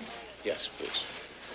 We don't shout it around, but I mean, clairvoyants have had police solve cases more than once. Come on. Harcum felt drowning. The guy who made me feel drowning did it on purpose. We have been through all of this. Thanks. I'm telling you, the guy on the pier, now, he heard those sirens. I should have been long gone, but he stayed around, made sure I went in the water. You know what? You sound just as if you're taking this thing personally, just like our psychic friends made a fool out of you, you know? How come a kidnapper? The man is blind. Well, he's working with an accomplice then. I don't know, maybe the guy on the pier. All right. While he was playing around with those maps, I had R&I run a check. No previous criminal record could be found. Since he's hit this town, his activities have been exceptionally ordinary. He goes to work at that club, he goes home to his room at a motel where he lives by himself, and he stays to himself. Houston, I'll take the miracle. Excuse me. Mr. Houston, I think we have some identification on that man who attacked you at the pier. Good. You see what she's got, and I'll go and make you happy and see how Harcum's doing. Thanks. Yeah, well, how's your back? Well, it's holding me up. Yeah, this is the one. Yeah, he's a bad guy, all right. Name is Sherman Perzak. Assault, extortion, a lot of physical stuff. Our information says there aren't the brains here to do this kind of kidnapping. You know, I have my own ideas on that. And what would they be? Just why am I here, Mr. Houston? Because you don't believe? Well, let's just say I had a hard time swallowing what happened today. Now, if I am wrong, I'll apologize for the inconvenience. Let's just call it a misunderstanding. But from now on, stay away from me, please. Thank you.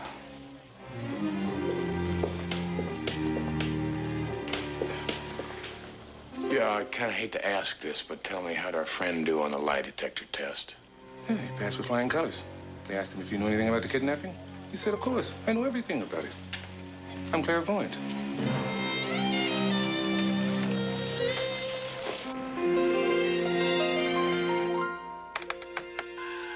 Sherman Perzak, your basic all-around naughty boy.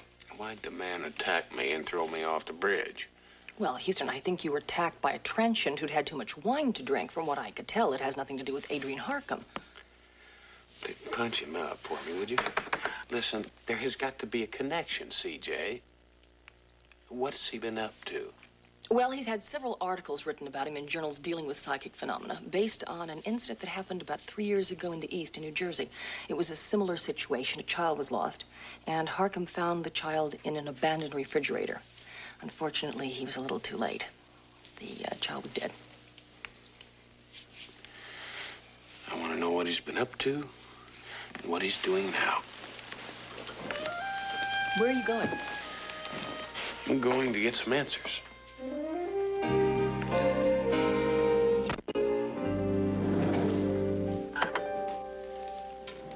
How did I get this way? Well, I'm often asked that question now. When I was younger, I'd wanted to play pro ball, baseball. One day, I caught a line drive in my temple instead of with my glove. When I woke up, I was blind. Blind in the way you know it. In fact, what happened was that I gained a different kind of sight. Other questions? Yeah, I've got one for you. Tell me, what am I holding in my hand? What's that? I mean, you tuned in to a girl that was hidden miles away. Well, I'm not more than 10 feet from you. Oh, Mr. Houston. How theatrical of you to arrive at this press conference. Are you interested in show business? Was that the business you're in? Yeah, I'm fascinated. Oh, come on up. People, ladies and gentlemen of the press, this is the famous private detective, Matt Houston. Most of you have heard of him, I'm sure. You have an interesting family history, Mr. Houston. Later, make sure you call home. Hey, you still haven't told me what I want to know. Can you tell me what I'm holding in my hand? Parlor tricks. Well, can you tell me what I'm doing now?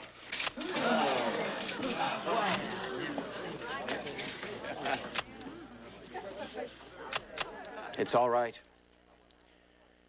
What you're doing now, Mr. Houston, does this answer?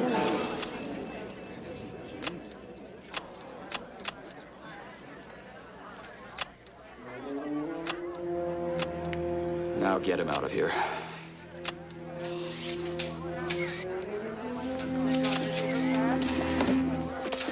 I can make it out under my own steam, all right?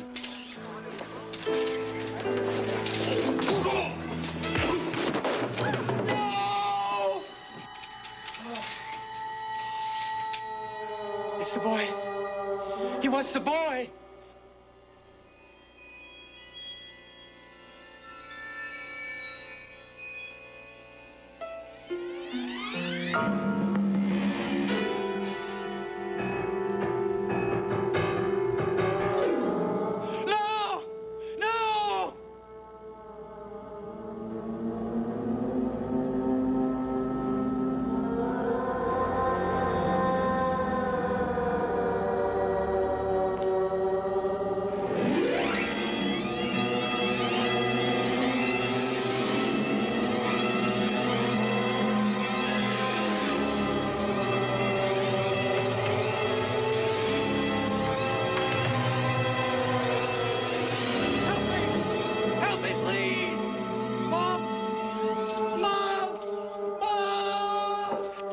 You're on your way out of here.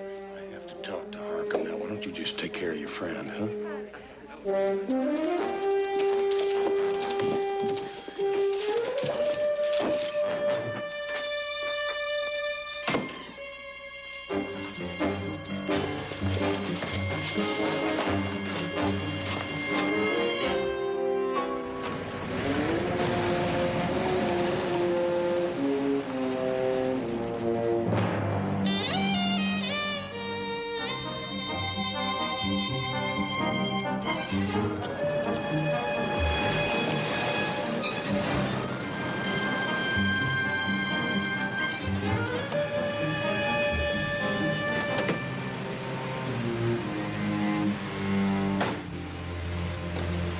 Keep the chain.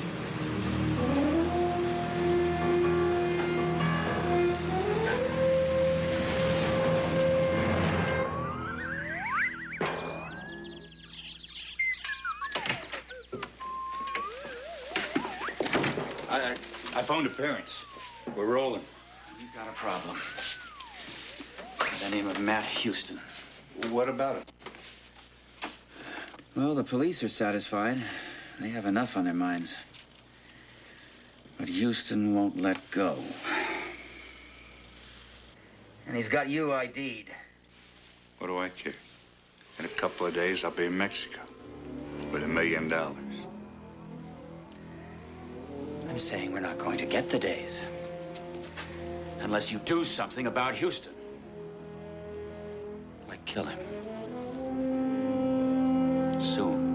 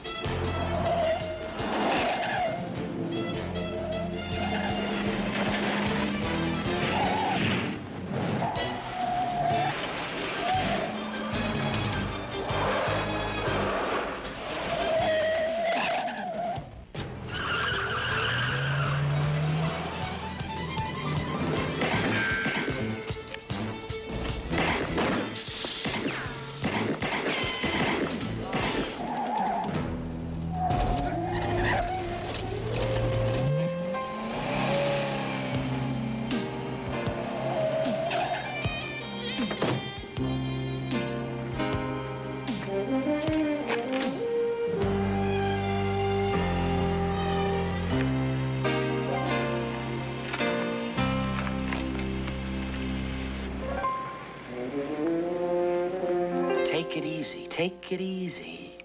I thought it would stop bleeding, but I can't get it to stop. I can't go to a hospital. No, of course not. I don't know what to do. You gotta help me, Mr. Harcum. You can think of something.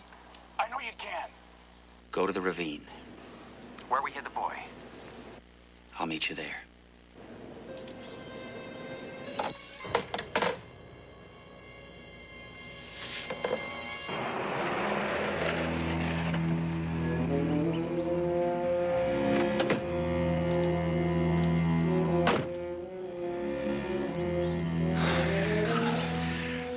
I thought you'd never get here. Don't move, huh? I'll take care of you.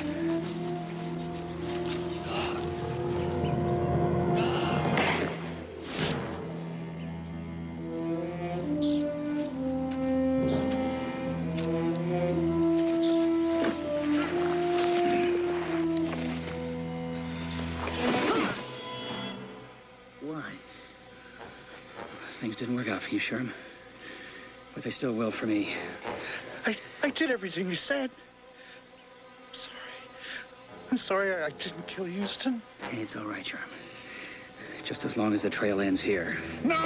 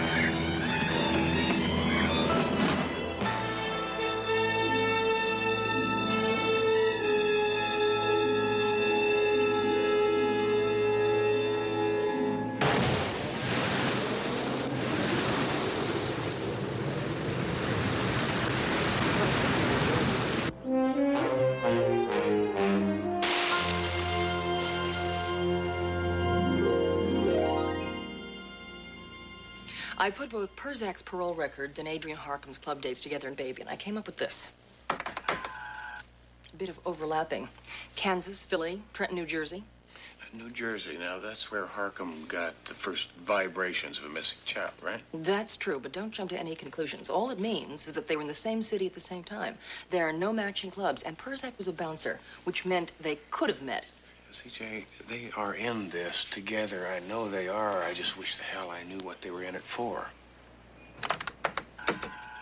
I mean, Harcum doesn't want the money, doesn't want the recognition. What does he want?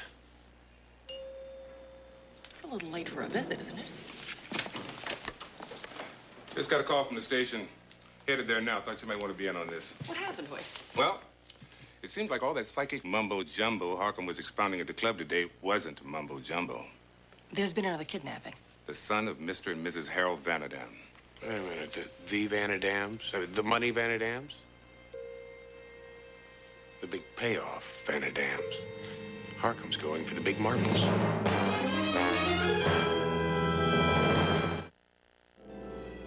This way? Yes, it's this way. Let me help you. No. It's cold here. No pain. Sleeping. Mr. Vanadam, this is all miserable country. Why don't you two go back to the vehicle? We can be more comfortable. No, absolutely not, please. We've got to be here. All right, come on.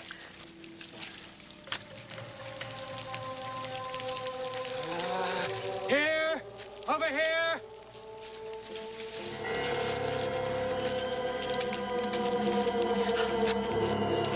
It's cold. Water. Water going by. Water. Oh. Mom? Mom? There!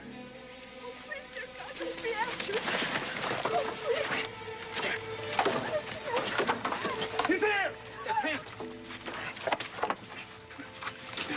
He's alive! Oh. It's all right. You're all right, son. We're going home. Mr. Harpen, there's no way that I can ever repay you.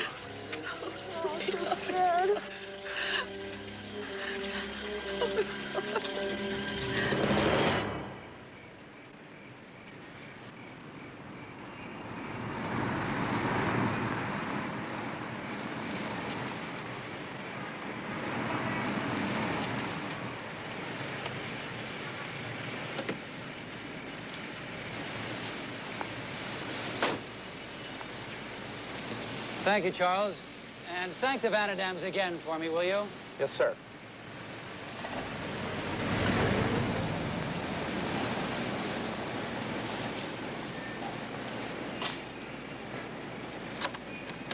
Now the local weather. Sunny and hot today and tomorrow. Saw your car. Looks like you're traveling in real style these days, Harcum. What are you doing here?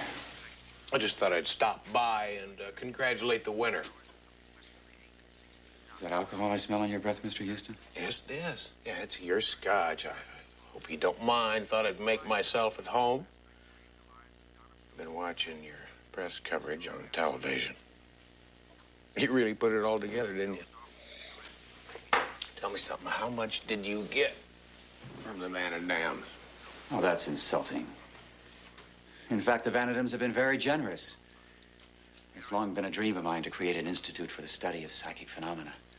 How much did you get? Well, it will be in the papers tomorrow. The Vanadams have begun a fund of some $3 million. In fact, I'm headed east tomorrow with Mr. Vanadam to select a site for the building. That's good. Yeah, I mean, it's nice. I'll tell you something. Why don't you pick New Jersey? That's where the first child you kidnapped died. I was thinking of Connecticut. Good night. I'm tired, and you are a charlatan. You're a fraud and you're a killer. I didn't catch you this time, but I will not stop trying. Sometimes I see pictures.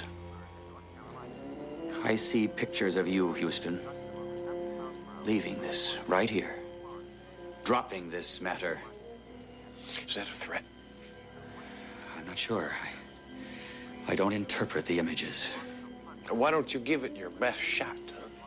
If it's any solace to you, Mr. Houston, I don't see this ever happening again. The man who did this, I see he's gone. Well, this isn't my business. I'm away. Yeah, I know. To establish your new foundation. Yes.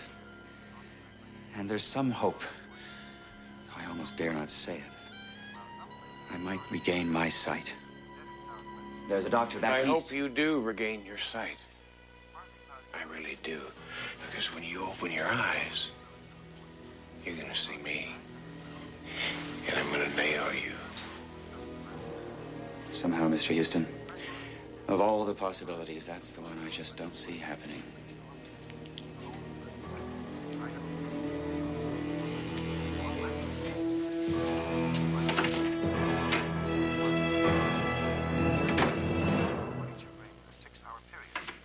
In a surprising story related to the kidnapping, world-famous psychic Peter Hurkos today called his own press conference. I just finished with the police. This man was identified by the Boyoshi's kidnapper. When I felt his photo, I saw what's happened. I saw it like a television screen in my head. The man is dead. He is murdered. You say murdered, but the police have not reported finding any body. They will. There is water there where he is. Drowned? No, hit hard. There was a fight. He was killed by a gunshot. Can you tell us who his killer is? No comment. But when the police find the body, they will know. That That man holds something in his hands like a thread and something of the killer. I see like a button.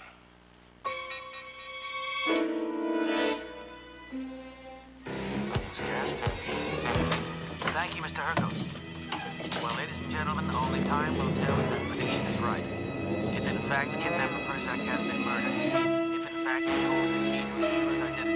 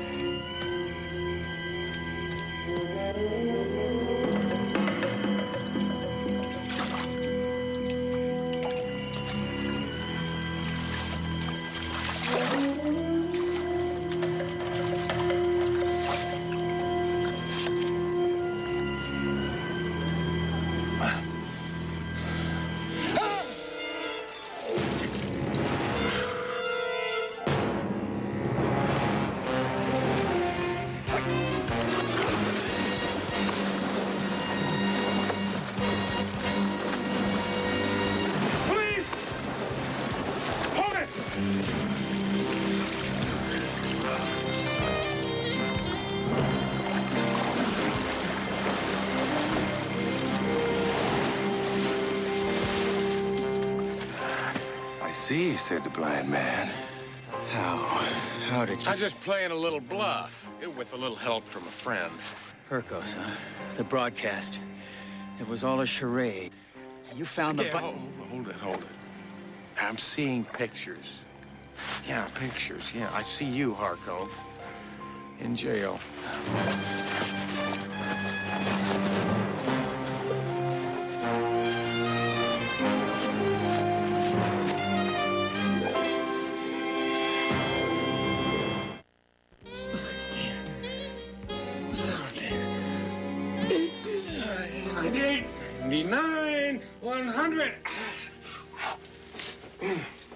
I brought the newspaper, Houston. Nice headlines. Oh, what's that? Psychic arraigned for murder. They charged him with kidnapping and the murder of Persak. Hey, this is good news. What's that? That was for hanging in when anybody else would have given up. Do you have any psychic ability? Well, I guess everybody's got a little bit, more or less. Well, then you just guess who is going to treat you the best steak you've ever had and tell you how terrific you are.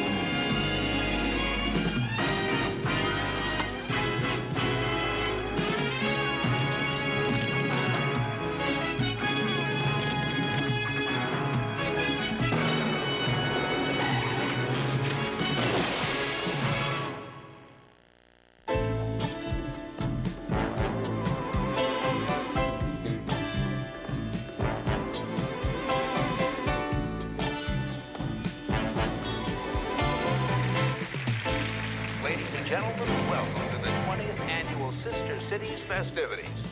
Now, we're going to meet the beautiful representatives from our sister cities all over the world. From our beautiful sister city south of the border, Mexico City, Miss Maria Delgado. And from our sister city in Athens, Greece, let's give a warm Los Angeles greeting to Althea Nikopoulos.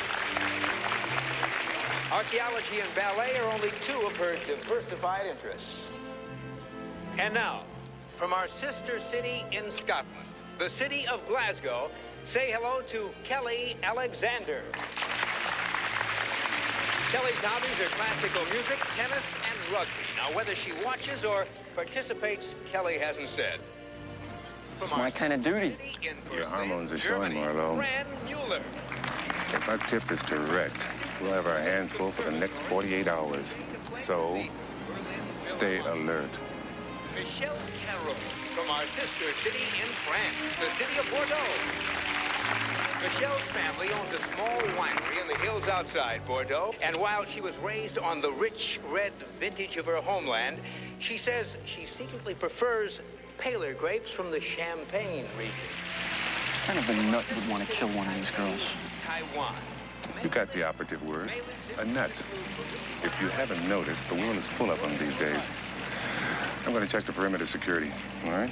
Got you. From our sister city in Switzerland, the city of Bern, Francesca Brigatti.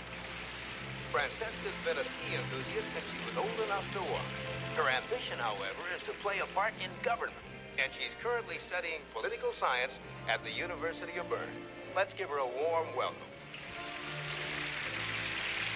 And now, from our sister city in Venezuela, Caracas, Miss Gloria Fernandez. Gloria is currently studying at the university, studying theater, and she hopes someday to be an actress right here in Hollywood. From our sister city in Australia, Sydney, ladies and gentlemen, meet Jane Tyler.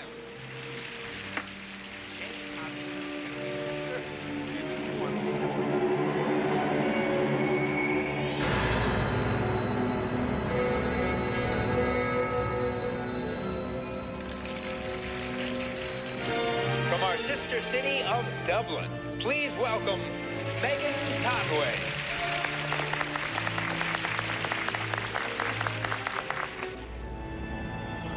City in Australia.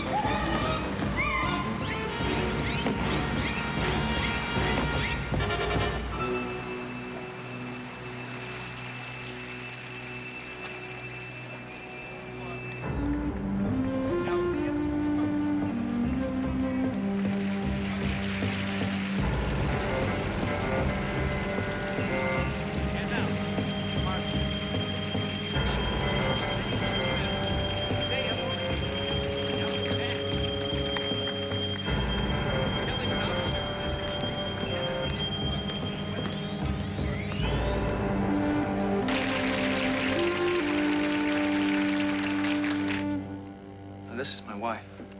We were moving out from New Mexico, and that's when I had to set up the apartment. Well, anyway, last night when I arrived, I went to the apartment. She was gone. Could she be staying with friends? She doesn't have any friends here. Well, it could still be a simple case of cross signals, the confusion of moving and all that. You know better than the cops. They said I had to wait 24 hours before I could fill out all their forms. Well, I don't want to wait 24 hours. Scott, listen to me. You're walking out of here right now. It's not going to help your wife if she really is missing. Look, you don't understand. Inez is a Navajo. She's never been in a big city like this before.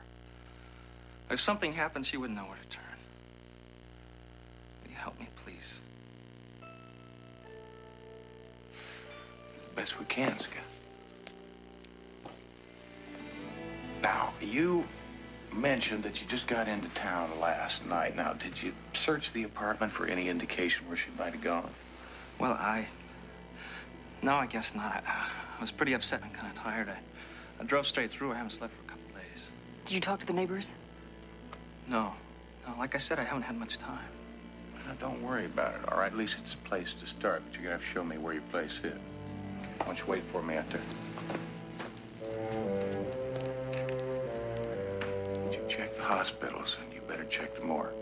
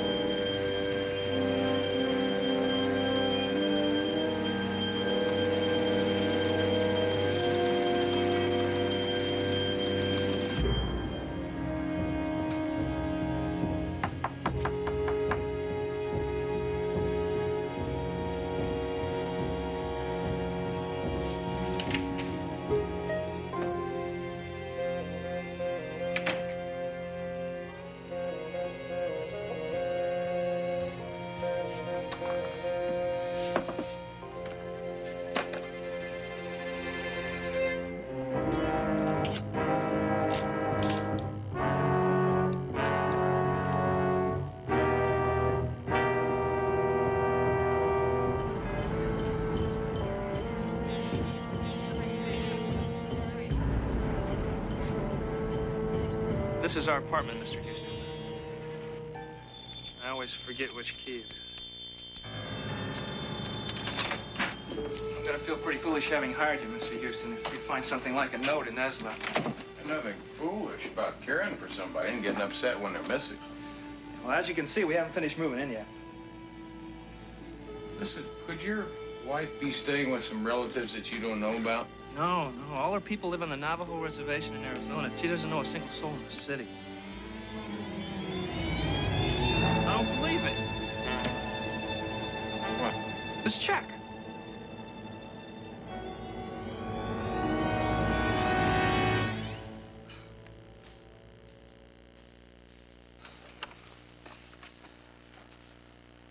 Did you know your wife had a job? She wasn't supposed to. She had an offer to work in an all-night market, but I was against it. Well, by the looks of this check, she started working for the Ready-Go Market last week. Great.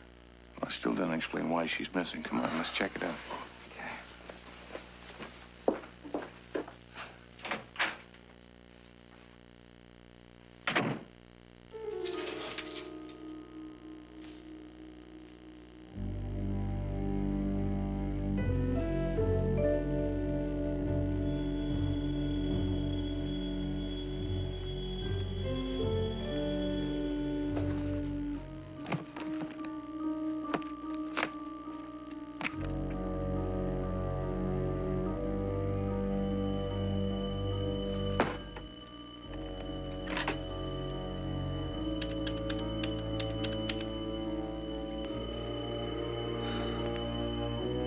This is Andre. I'm calling a friend. This is your friend. What's your problem? The place I've selected to deliver the goods has been compromised. Private detective has stumbled onto it. Well, then choose another. Too late. I spent a week finding it. Offers the best access and gives me the best chance to get away. Perhaps we should wait until San Francisco? No. It has to be now. Then I will have to kill the private detective. Whatever is necessary. The risk factor has just doubled, along with my fee. I'll call Switzerland and have the money transferred to your account.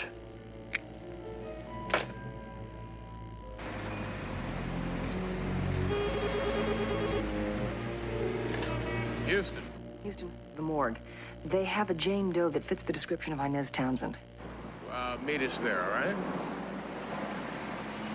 Something wrong? Let's hope not.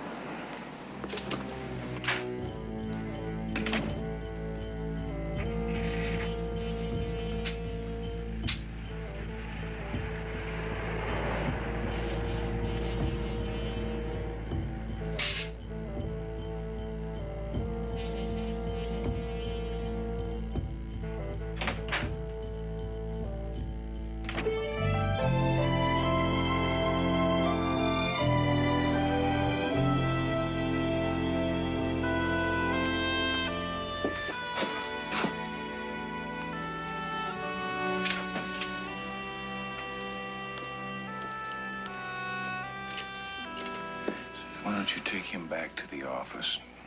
Fix him a big drink. He's got to get some sleep. What about you? I'm gonna go see Hoyt. Come on.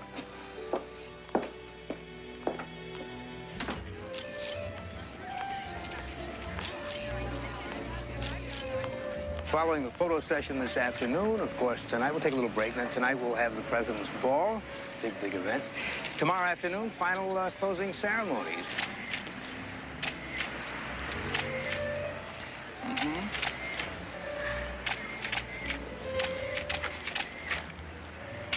Thank you very much, man. Anytime. I heard. It was your client's wife that died last night, right? She didn't just die, Hoyt. She was brutally murdered. I'd like to know what the police are going to do about it. Right now, to be honest, not much. Gotta be kidding me. There is a monster loose out there. Don't you think I know that? There's only so much time and so many cops, and there's always too many monsters. Right now, I have different priorities. Such as? Such as every one of those girls by the pool.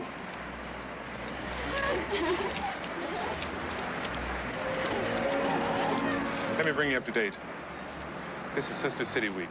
These girls come from all over the world representing various sister cities to L.A. Now, we have a very reliable tip that says one or more of these girls is a target of an international assassin named Andre, who's been linked to half a dozen terrorist attacks around the world for the past 2 years. Why, have you got any idea why? If I knew that, I'd be halfway there to preventing it. I have been trying to run checks on all these girls' backgrounds, but between our department, the State Department, and the various embassies... Yeah, okay, listen, Hoyt, I hear you. Do you know we have been putting in 60-hour weeks, and I don't even have any idea what the assassin Andre looks like? All right, listen, I tell you what, I'll make you a deal. What kind of a deal? You help me, and I'll help you. Now, if you give me access to the Inez Townsend murder file, I'll give you access to Baby. We've got computers. Not like Baby.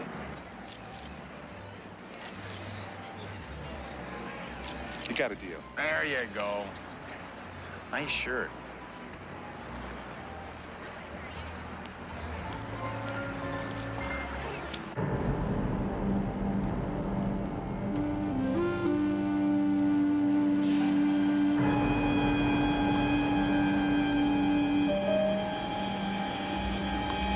Give me your wallet. I'll air condition your body.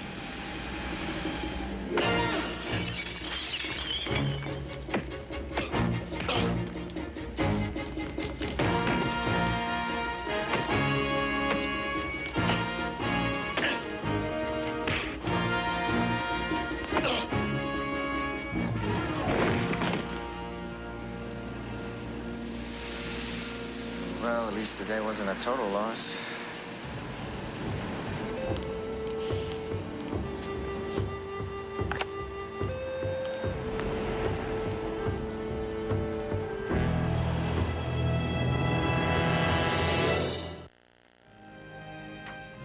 Just doesn't make any sense, Scott.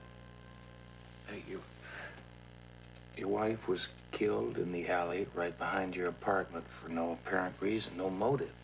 This doesn't make any sense, Houston. The witness reports turn up 0. Now, Inez must have called out for help or screamed. Someone would have heard her. Why wouldn't they have told the police? It's not that they don't care. Well, then why? Well, there are mostly Navajos in that building. When a Navajo is murdered so brutally, they usually think it's the work of witches. Witches? Yeah, but not the kind that ride broomsticks. They're called chindi, or wolf witches. And they don't need a full moon to go on the prowl. They only a profitable reason to kill. You see, Navajos believe the only reason for magic is greed, accumulating money.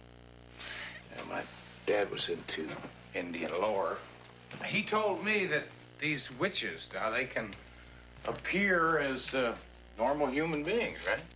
Yeah, but sometimes on the reservation, if they really want to frighten people, they'll wear a wolf skin over their head and shoulders. Oh, charming. But the older Navajos, I mean, they're still rooted in the old ways. Out there, mortally afraid of them, aren't they? Afraid enough not to talk about them? Among themselves, maybe, but rarely to an outsider. How about you? Because I was married to Inez. It's a shot. Tonight?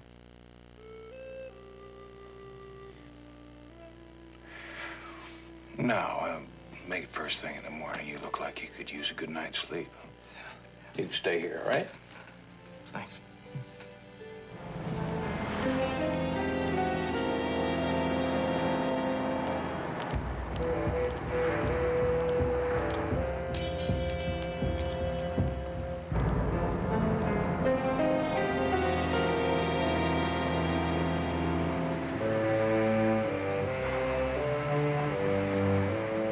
I'd really appreciate it if you could tell me what you saw or heard that night.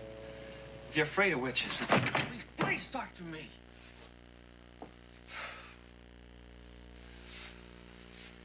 No luck, huh? None.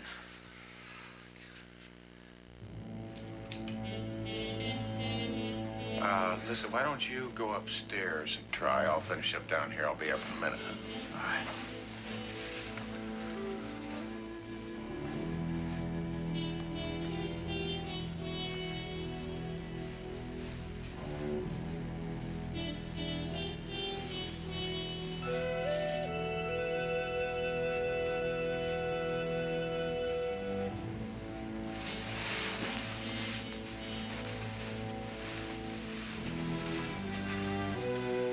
It's very sad what happened to poor boy's wife. I would not know how to face him, but I talk to you. What's your name? They call me Mary Begay. What do they call you? Oh, Matt Houston. What happened to the girl, Mary? They say there is much bad magic around this place. A wolf witch. That is why Charlie Chuska go away. He lives down the hall. Charlie say he saw a Navajo wolf witch kill that girl. Well, if Charlie saw the wolf witch, why didn't he tell the police about it? Tell your law and order men. They laugh and call him a crazy old Indian. Well, you tell Charlie that I won't laugh at him. Now, you said he went somewhere. Where'd he go? Back to the reservation. Tuba City. I think you should take that boy and go very far away from here. The magic of the wolf is very powerful. It's no place for white men. Mary, I've never been very good at running away from things. Thank you. You be careful, Mr. Matt Houston.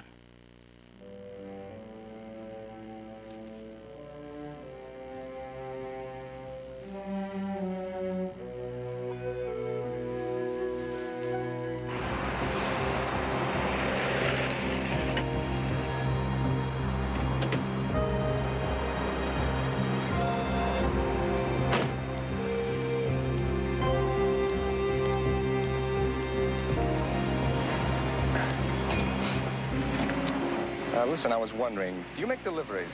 Do I look like UPS? Well, I don't suppose that $200 would change your mind? What's the address?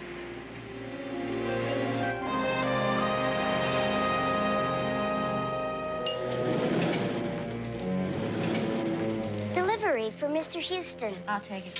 No, my customer insisted that I deliver them to Mr. Houston personally. Okay, this way. Thank you. I am having a hard time believing that there is a wolf witch running around Los Angeles killing people. Houston, I have checked and maybe he's rechecked. If there's a nut out there clawing people to death for no reason, Inez is its first and only victim. Houston. Delivery for Mr. Houston? Flowers from a friend. He said you'd know why.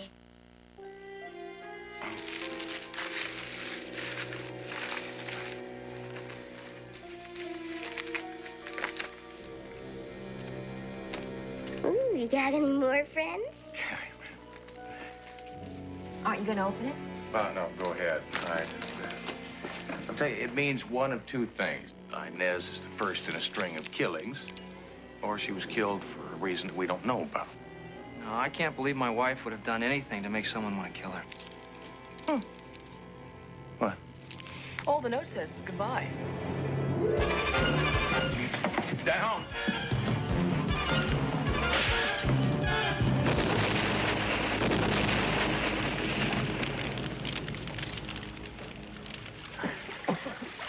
All right? Scott? I don't believe it.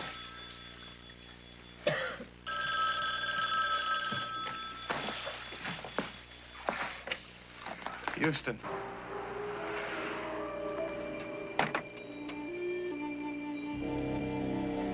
What was it?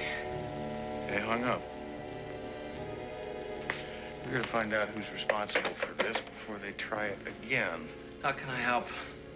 Stay here with Chris. CJ and I try and find our flower girl. Come on. You all right? Yeah.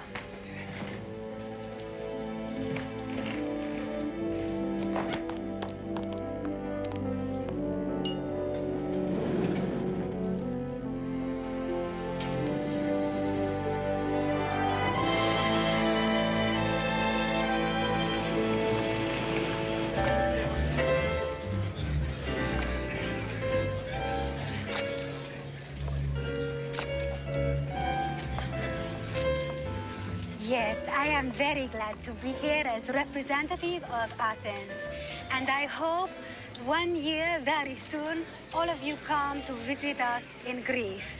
Hey, after I give her a couple of more English lessons, she'll be speaking the language better than I do. Nice interview. Thank you. Excuse me, Fran. Hi. Don't go too far away, okay? I want to go over that speech a couple more times with you before the banquet tonight, all right? Okay. Good evening. Excuse me. Excuse me. Are you a reporter? No. No, I'm just an interested bystander. Oh. Well, have a good evening. You too.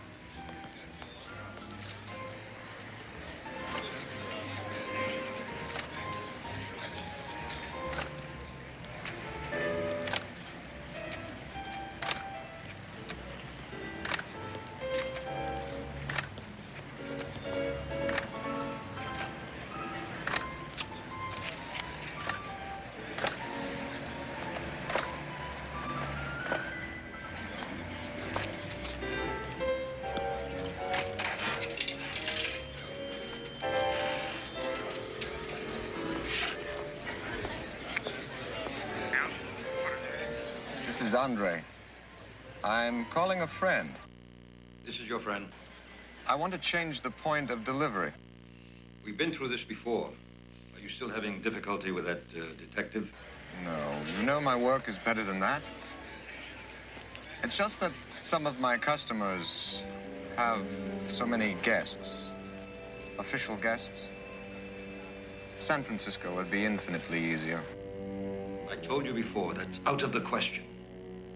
No one must know that your customers are targets. This must look like a terrorist attack. The only way that you can do that is to kill as many of the other girls as possible. Understood? As you wish.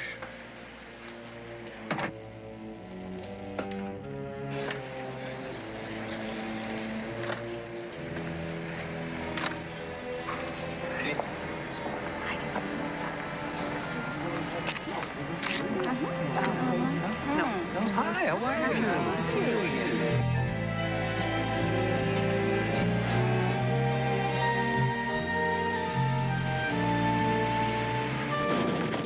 Did you find the flower girl? Finally, she was so taken with the $200 the guy gave her, she forgot all about his face. Where's Scott? Just missed him. Someone called from his wife's apartment. They said if he came right over, they'd help him find her killer.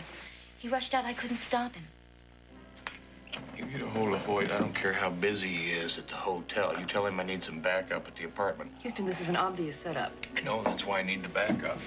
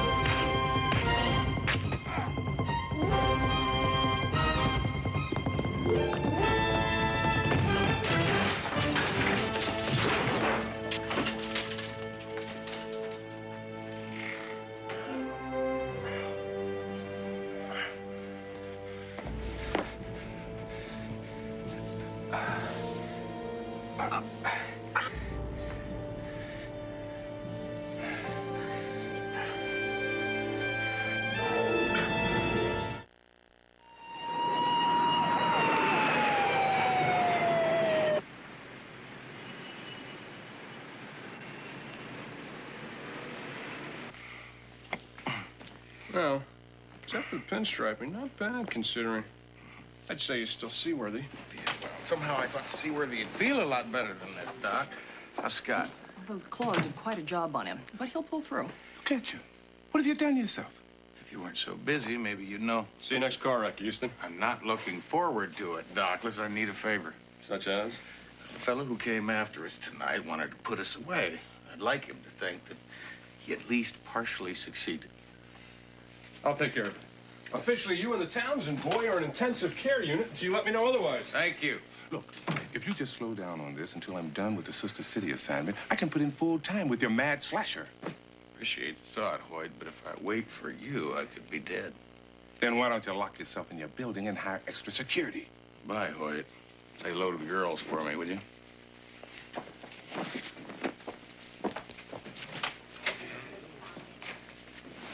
CJ, I need to ask Scott some questions. Well, Houston, that's going to have to wait. When I last saw him, he was being heavily sedated, and he will be out of it till tomorrow morning. Great. Now, I don't know if this means anything to you, but as he was going under, he said, tell Houston that Charlie Chuska went for the enemy way. Enemy way? That's what he said. Does it mean anything to you? No, but I bet it does to Charlie. Come on, let's put baby to work on it. Okay.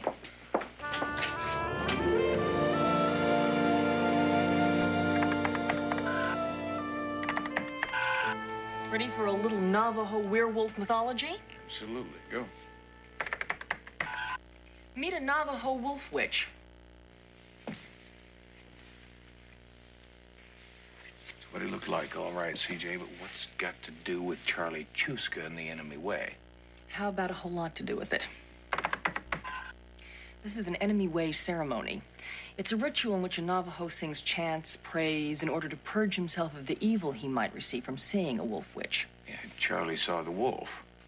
Well, he did a lot more than that, Houston.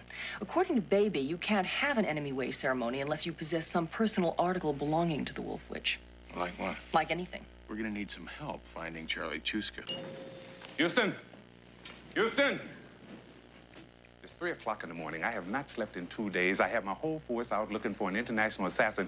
You got me running around trying to track down a tribe of Navajo Indians. Want some coffee? No, I don't want any coffee. Any luck in finding Charlie in the enemy way ceremony? Against my best instincts, I tracked down an office in Tuba City who's got the information you're looking for. Hey, wait a minute. You're not going to Arizona at 3 o'clock in the morning, are you? As soon as I pick up Scott at the hospital. But what about your part of the deal? I mean, Baby tracking down the girl. She's working on it, doing the best she can.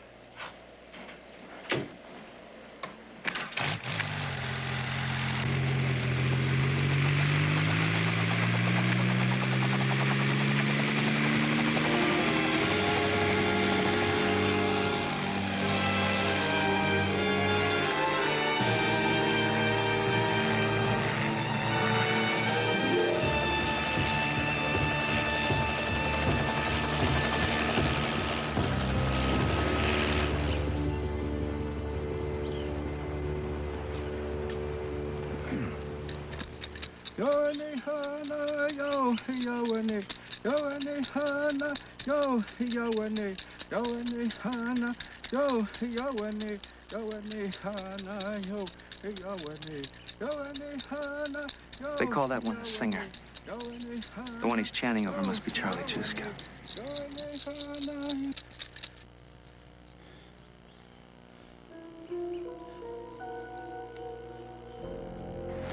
Houston. Careful.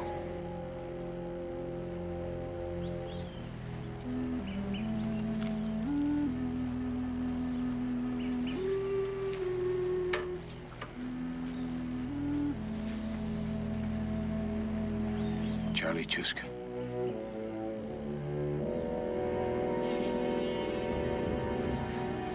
My name is Matt Houston, and that's Scott over there. His wife was killed by the Wolf Witch. You saw the killer, didn't you, Charlie?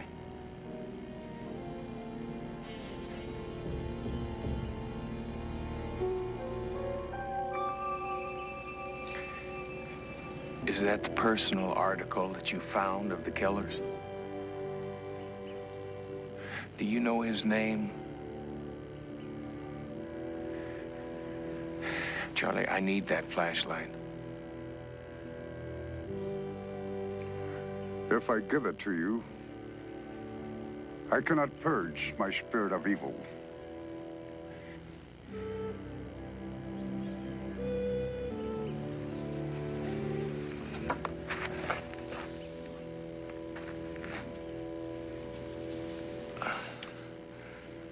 Are you a Christian? Yes, I am. Would you endanger your immortal soul?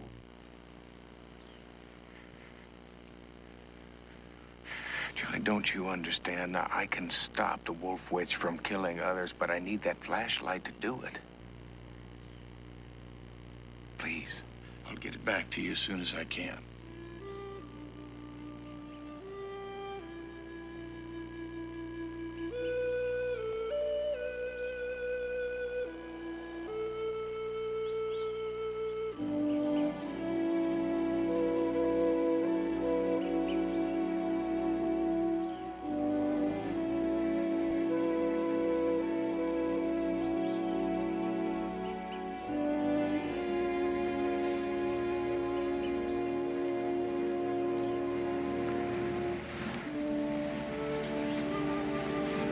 Thank you.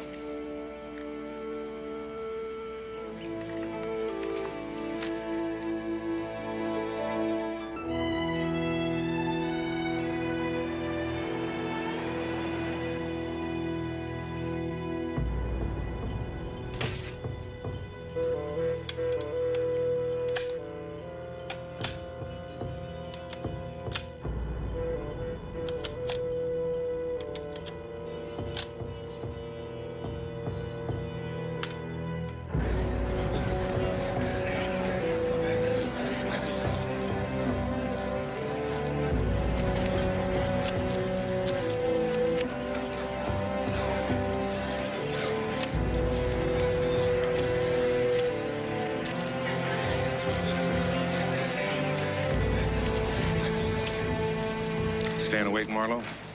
Feel a lot more awake if I knew what I was on the lookout for. Your mama raised a master of understatement. If we don't find out by noon, I'm afraid we're gonna find out the hard way.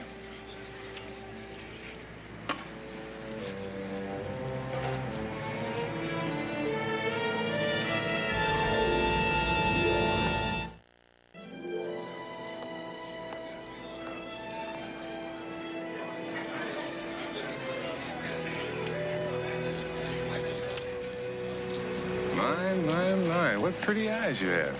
Thanks, but I haven't spotted anything yet. Well, just keep a lookout.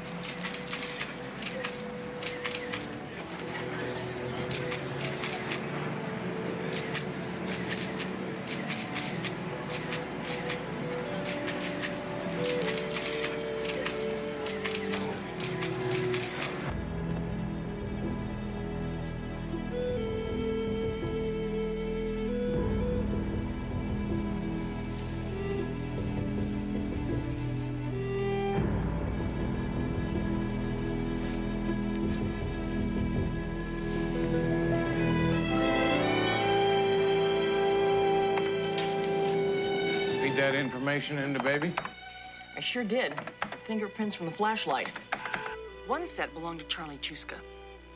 Here's your wolf man, Houston. His name is Alan Garvey. Managed to stay out of jail till he was 20. Then he was picked up for aggravated assault. When he got out, he joined the Green Berets. Oh, what's all this wolf business? I mean, he's not an Indian. No, but he did live with them. His parents had a small general store in the outskirts of a Navajo reservation, so he grew up with the Indian children. He learned their ways. And possibly the fact that Navajos would be scared enough of a wolf witch that they wouldn't identify Alan. Mm-hmm. Alan's Army psychological profile. His aptitude indicates that he was the perfect killer. He functioned as a sniper behind enemy lines. Great. Sounds like the man Hoyt's after. Hoyt's hired assassin? Yeah. Well, if that's true, this is his target. Miss Athens and her fiancé, Nicholas Pappas. He's a shipping and oil magnate. He controls... Yeah, I've read about him. Yeah, he's got 60% of the family stock in the company. However, Nicholas has an ambitious uncle who wants to take over. So he hires Andre to kill Nicholas. They can't just kill Nicholas. No, he's got to make it look good. Kill a bunch of people. Make it look like a terrorist attack. Well, why would he kill Inez Townsend? You see, it's perfect. It all fits for her apartment. That apartment overlooks the ceremonies. Now, Nicholas is going to be there any minute. You better get a hold of Hoyt. And so, let's hear a big Los Angeles welcome for Miss Berlin, Fran Mueller.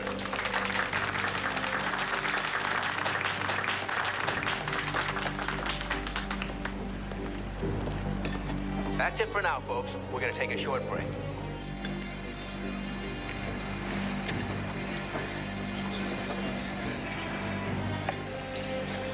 Hey, what's the matter, Lieutenant? It's not that hot a day. Marlon, it's minutes before all hell breaks loose if our information is right. And if that hasn't got you sweating, the department hired you by mistake.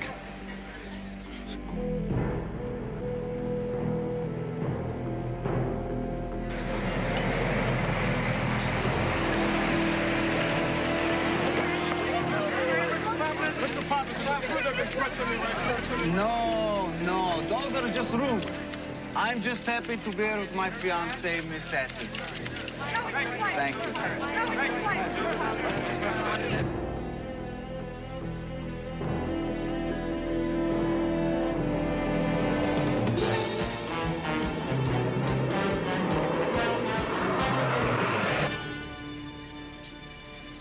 And from our beautiful sister city of Mexico City, Miss Maria Delgado. She brings greetings from her country in her native language. Yo traigo saludos para nuestra hermana ciudad Los Ángeles. Lieutenant Hoyt, you have a phone call. It's urgent. De toda nuestra gente.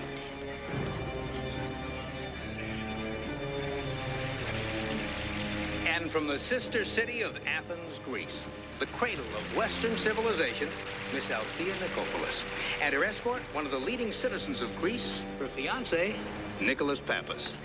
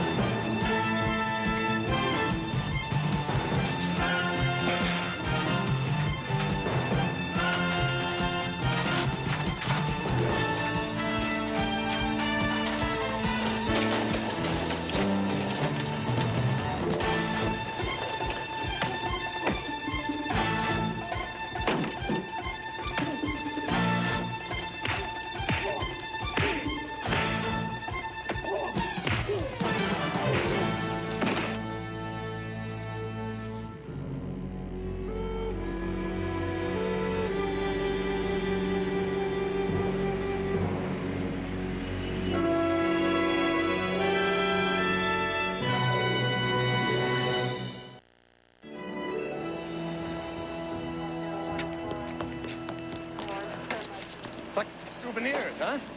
Go ahead, sure, be my guest. But I'll be back to get them from you real soon. I don't think so, Andre. I mean, you've got the death penalty waiting for you. Get him out of here. I'm a chindi, a wolf witch. A chindi, Houston, is beyond death. You're off the reservation now. Your magic doesn't work anymore. You and I both know that you are just a sheep in wolf's clothing. 6 months. 6 months at the most. You won't know when or where. But I'll be back again for you. Some of his records arrived after you left. In the military, he'd been incarcerated in maximum security on 2 occasions. And twice within months he escaped.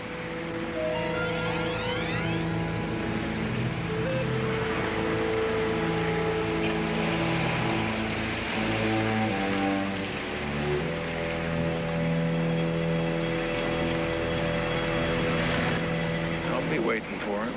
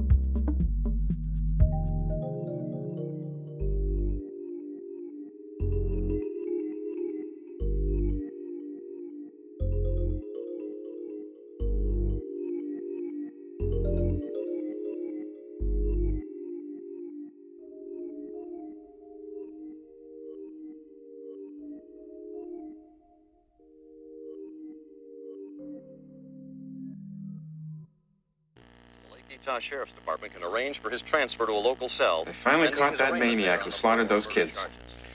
Men like that. They're gonna put him in jail and throw away the key. I just hope he doesn't get off on some legal technicality. Come on, aren't you fellas jumping the gun? You're convicting a man without a trial. CJ, all you have to do is look at him to know he's guilty. Famed criminal defense attorney F. Lee Bailey has agreed to represent the defendant. Bailey is one of the nation's foremost criminal lawyers. Sharks always gather at the first sign of blood. Murray, you're talking about my mentor.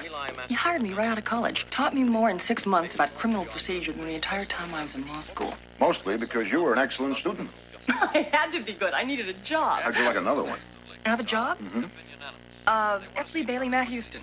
Pleasure, sir. My pleasure. You're a lawyer, Matt? No, actually, I'm a private detective. Very good. Murray Chase?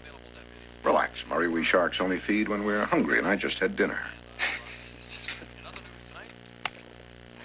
What are you doing in L.A.? I thought you'd be in Lake Etah boning up on that Turner trial. I should be in Lake Etah now, but I've got to fly back east tonight. I've got a critical hearing in another case, and I need some help. I need someone I can trust to carry this case at least through the arraignment.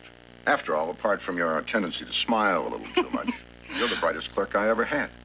It won't take very long. I'll be back by the end of the week. I understand that they're moving Turner to the Lake Etah County Courthouse in the morning. What if I say no? I will appeal, of course.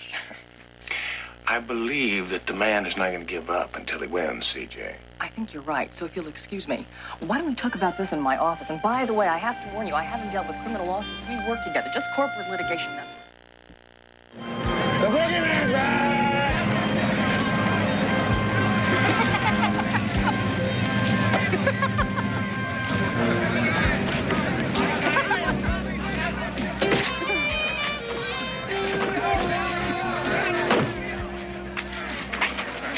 No, this is for me. You shouldn't have.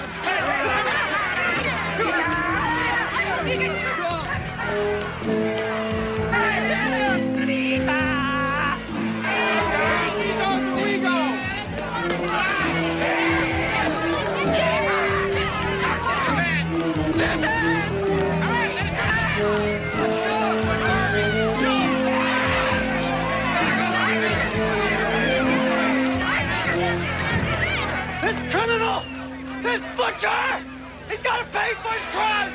And to all those folks who say he should be given a fair chance, we say that he give them kids a chance. Did he give my wife's baby brother Nick a hearing before he stabbed him? That's right. What are we going to do about it? I'm with F. Lee Bailey. I'm the co-counsel. Don't get out of here! Sheriff, we'd like to demand... All right, give him room, please. We'll be issuing a statement. Mr. Turner, did you do it? Statement? Did you do it? Come on, I'll do it. Moms and dads, keep the brats inside, because Roy Turner is back. Okay, let's move it. Fine. Let's move it. Move him along. Brutality. Let's go. Get out of the way. Move him up. C.J. Parsons? Yes. I'm Judge David Meyer. I'll be presiding over this case. Welcome to the Inferno. Yes. F. Lee Bailey told me that his co-counsel would be coming in to handle the preliminaries. I guess your first move would be to ask for a change of venue. Yes, sir. We don't feel that Roy Turner would get a fair trial here in Lake Etah. Obviously, the people would like to hang him right now. Nonetheless, I will deny any motion to move the trial. On what grounds? Parsons, I am well aware of the cheap courtroom gymnastics that you godless city lawyers resort to. I won't stand for it in my court. I want a fair trial. And a quick conviction. Judge, Red, you're just in time. Sheriff Ed Loftus, C.J. Parsons. She'll be F. Lee Bailey's co-counsel. Attorney defense. I guess it's true what they say about vultures traveling in pairs. I think I'd like to see my client now. Certainly, Counselor. Harrison, take Miss Parsons to see Mr. Turner.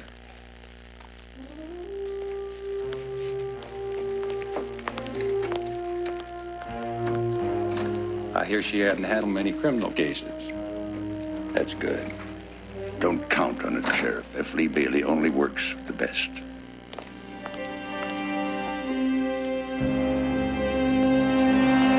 According to the arrest report, when you were apprehended, you were wearing a wristwatch which belonged to one of the murder victims, Richard Vernon. The footprint and tire impressions that were taken at the scene of the crime match similar casts that were made of your shoes and the tires of your truck. When a search warrant was obtained, Mr. Turner, they found jewelry and goods that had been stolen from cabins along the lake near the scene of the murder. And your fingerprints were found in the Everly cabin. Mr. Turner, it's going to be very difficult to defend you with all this evidence against you. Under the best of circumstances, but if you won't cooperate with me. Mr. Turner.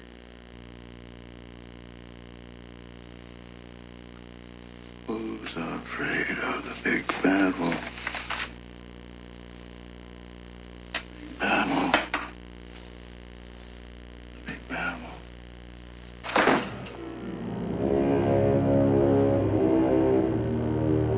She's afraid of the big bad wolf. The big bad wolf. The big bad wolf. She's afraid of the big bad wolf. Houston, CJ's on the phone. Thank you, Chris.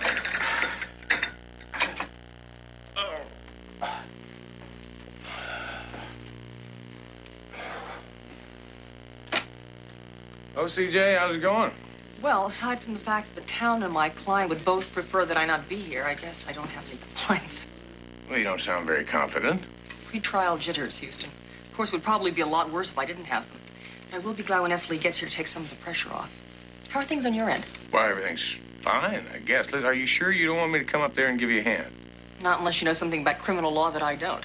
I get the picture, CJ. Keep in touch. Oh, Houston, have Murray dig up whatever information he can on Roy Turner when he was last in prison.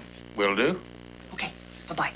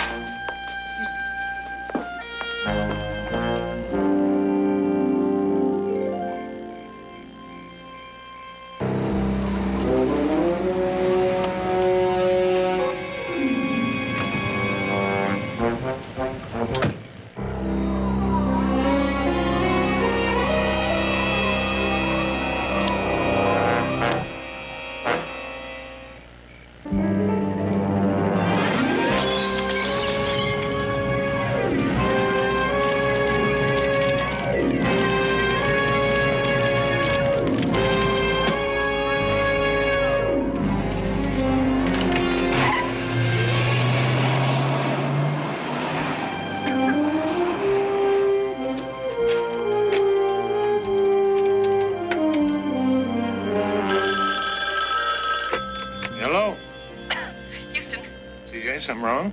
Let me put it this way. I just got a little visit from the Lake Etah welcome wagon. It appears this is their Molotov cocktail hour. So are you all right? Yeah, so far, but I don't suppose you'd be interested in taking a little rural vacation. I'll be there in the morning. Good.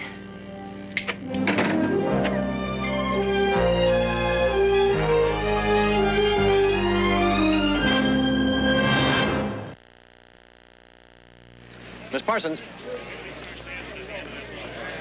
Miss Parsons, Robert Hackett, KNLA News. I'd like to have your comment on this morning's dramatic turn of events. Well, I'm afraid I don't. Oh, come on, Miss Parsons. Gut reaction. How did you and F. Lee Bailey feel when you were first told that your client Turner was going to confess to the murders? Told us flat out this morning he was ready to spill it. He even refused the right to have an attorney present, but I thought it best to wait for you, Miss Parsons. I mean, we didn't want you to claim afterwards we beat a confession out of him. After you.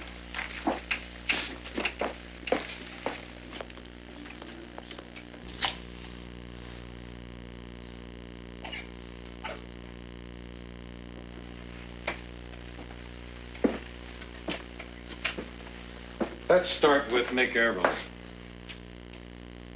Sure. Which one was he? He's the one that was a good friend to everybody in this town. He's the one who surprised you while you were ransacking his parents' cabin. He's the one you had to chase down in the field to murder. You're putting words in his mouth, my client. Shut up. The boogeyman was up there, robbing them cabins on the lake.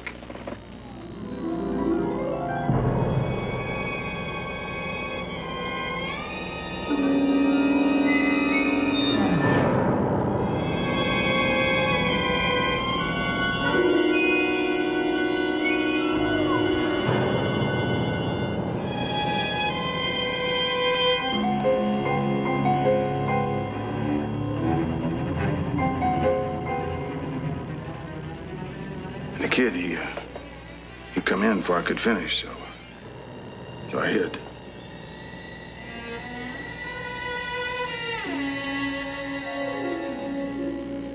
I must have been in there for 3, maybe 4 hours before he finds me. So I didn't have no choice.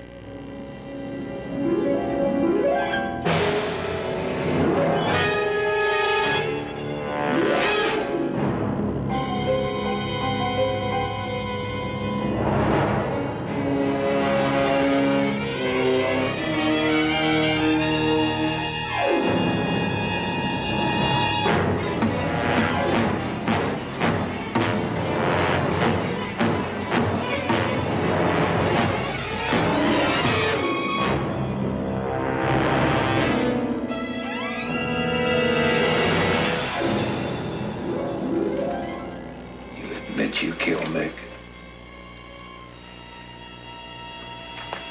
Mr. Turner, in a field with his butcher knife, cutting them kids to ribbons. You taking the money? Easy. Huh?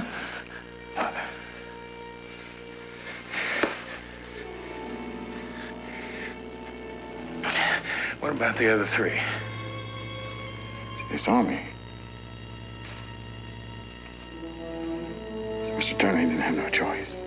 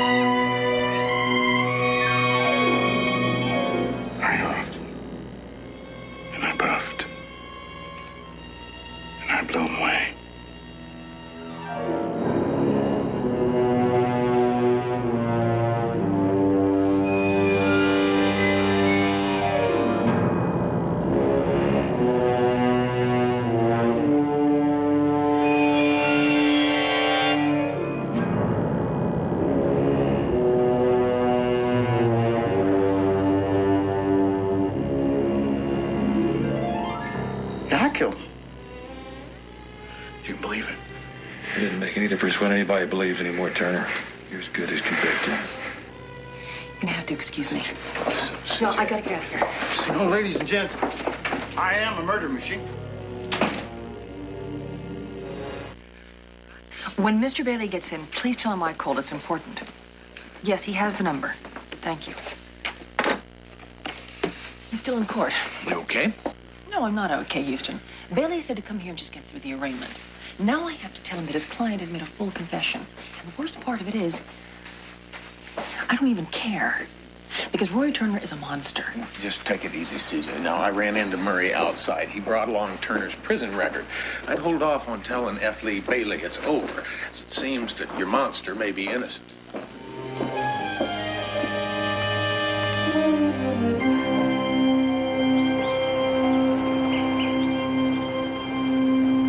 I knew what I got was important. I thought you might need me, so I drove up. Traffic was unbelievable. Then I couldn't find you. changed her room after the fire. Murray, save the travelogue. Just give the counselor the facts. Turner's rap sheet reads like a dictionary of small-time crimes. Burglary, petty theft, breaking and entering, rolling winos, the works. Anything about murder? Never. This is the good news? Let him finish. The medical report. According to the prison physical, Turner suffers from emphysema. Not bad enough to kill him. Bad enough to make it impossible for him to chase down and kill 4 teenagers in perfect shape. Look, if I'm going to convince Judge Meyer that Turner is innocent, I'm going to need a lot more proof than a couple of notations from some prison doctor in his hospital records. Does that mean I'm hired? You're hired. $500 a day plus expenses. I'll get to work, see if I can get some corroboration on all this. Where will you two be if I need you? Well, you're the boss. Well, back at the scene of the crime, naturally. I heard a very famous detective say that once. A man named Houston.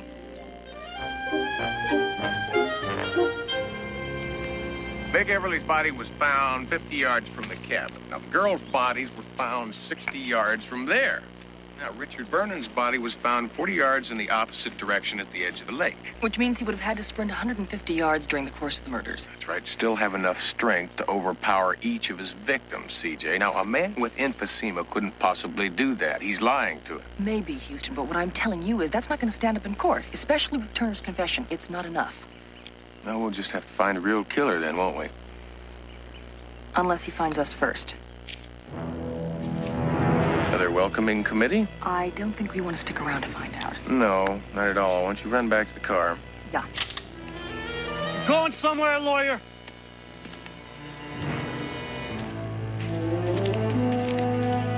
You fellas looking for something? Looking for justice, friend. Is it real justice or vengeance? Maybe both.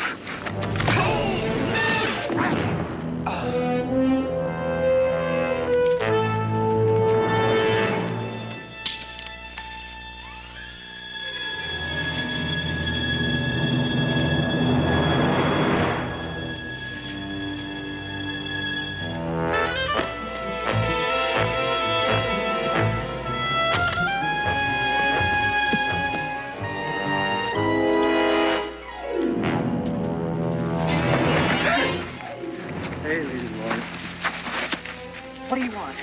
See, we're concerned, Miss Parsons. You see, we're Roy Turner's victims, too. This is my wife, Elaine. It's Mick Everly's sister. Ralph Strang, Gwen's dad. His wife's too upset to even go out of the house these days. Martha Delaney, Mary Ann's mom. They were going to open up a beauty shop. It's Coach Salinger, teaches at the high school. He knew all the kids. This is Mick's fiancée, Linda Carlin. They were getting married next June. I was going to be the best man. We're all concerned, lady lawyer. Because I overheard your friend say that Roy Turner isn't guilty. I think a court of law should decide that. The man has confessed. Listen, I understand how you feel, but he is still entitled to a fair trial. Roy Turner is entitled to just what he gave our 4 kids. Yeah, the sharp edge of a knife right across his throat. See, the point is, we don't understand why you're not on our side, Miss Parsons. The point is, I'm not the enemy. And maybe you're on the wrong side. You aren't very good at taking hints, are you, lady? See how good you are. Why don't you drop them?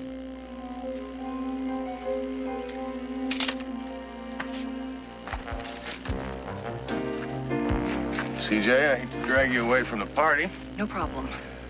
Hands of yours? Yeah, something like that. We'll be watching you, lady lawyer.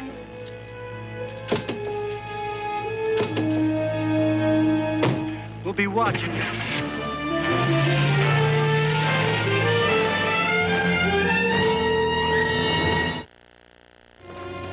Mr. Turner! Mr. Turner, is it true you plan to change your plea? I didn't make no plea to begin with. Murder machine don't plead for nothing. Your attorney, Miss Parsons, indicated you'd be pleading not guilty. I don't need an attorney. I never asked for no attorney.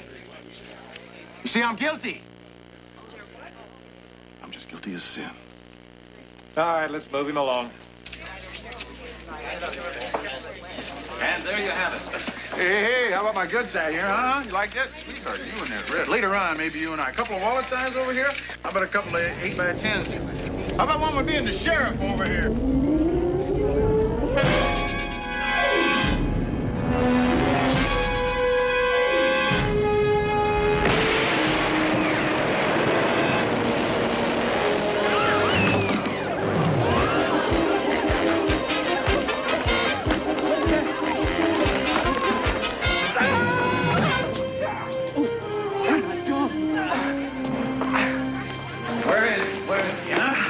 Why didn't you let him do it? Fool! You can't hurt me. I'm a mortal, a murder machine. All right, Toby, let's go. Houston, we are running out of time. I know, CJ. That's why you've got to get us some more. Just tell the judge what we found out about Turner. Okay, where are you going? I'm going to high school. See if someone can lead us to the real killer. Let this one go, Counselor. Turner knows what he's doing. What he's doing is committing perjury. He is confessing to a crime which he did not commit. First-degree murder?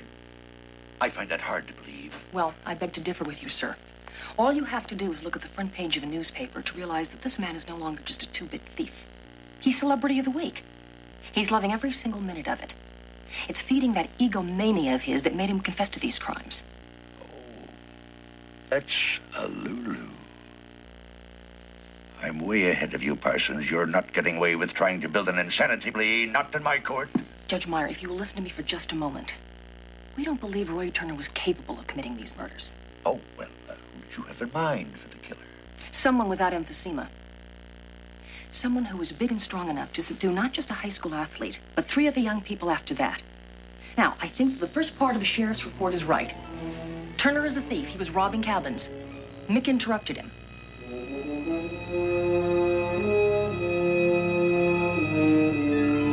But just suppose that Turner remained in hiding, at which time the real murderer arrived. It was somebody Mick Everly knew, but probably wasn't expecting.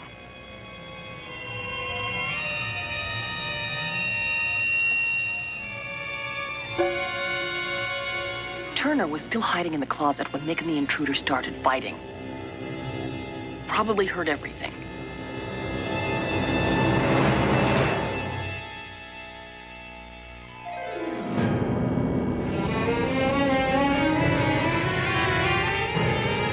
Somehow, Mick's attacker got a hold of the kitchen knife. Mick ran.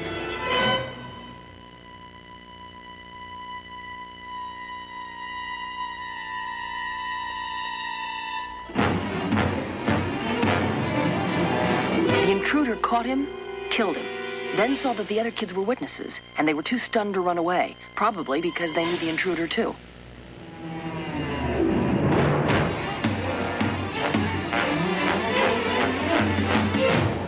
When Turner finally got outside, the real murderer was gone. All that remained were the 4 bodies.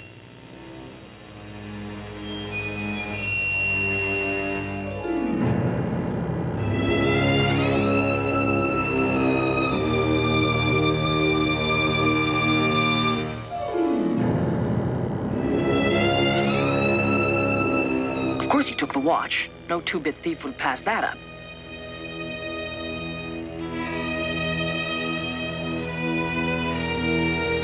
That's why the evidence is so convincing.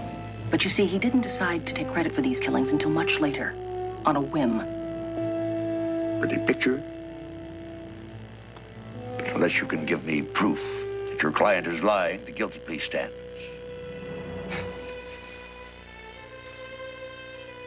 You may go, Miss Parsons.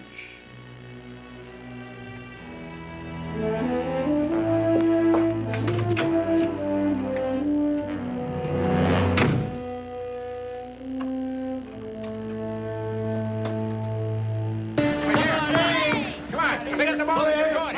Watch it on the other side. Hey, great.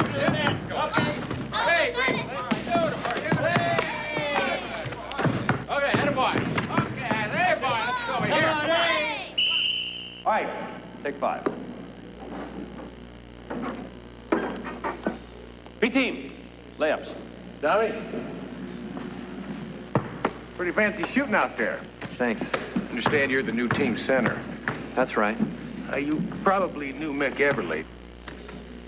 I don't see how I can help. Well, no, just listen. No, what I'm trying to say is that, well, I mean, you two play the same position, and we're on the team together. I thought maybe you were close. He quit, and I replaced him. I don't think he liked it very much. And he was killed. It's not exactly the way I wanted to get a starting position. I can understand that. You said that he quit. Do you know why? I don't know. Something was bothering him. I mean, he started playing lousy. Coach Salinger had me start because Mick's heart didn't seem to be in it anymore. And he quit, and a couple days later, he was dead. You got any idea why he might want to? I might be able to help you, Mr. Houston. I'm Linda Carlin. I was Mick's... Fiancé, I know CJ told me. Perhaps this isn't the right time. Linda, if you know something about Mick's death, you ought to talk to me now. Linda. Okay, Woodcock, hit the showers. I owe you an apology, Mr. Houston, about the woods. This Turner deal's got us all a little crazy. And then maybe you wouldn't mind answering some questions for me. What, help you get Turner off? No. I know who your friends are, and I know what their intentions are. See, to them, it's a job. To me, I knew those murdered kids. I've got kids of my own. Could have been one of mine. Just please, why don't you help me find the killer? He's sitting in jail. I've got things to do.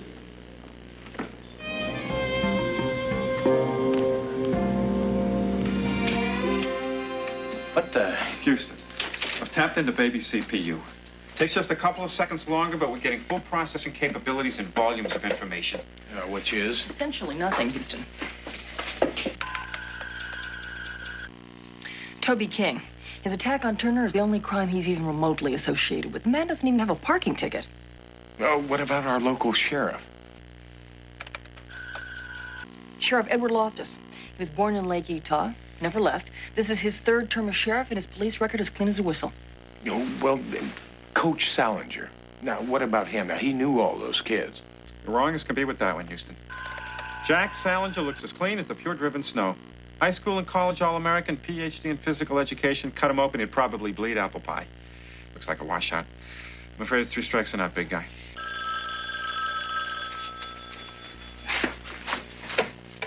Hello? Mr. Houston, it's Linda Carlin, Mick's fiancée. I've decided to talk to you. I know things.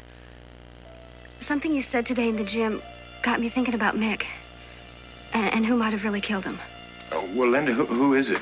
Just meet me at school, in the gym. There's a back door at 11 o'clock. Yeah, I'll be there.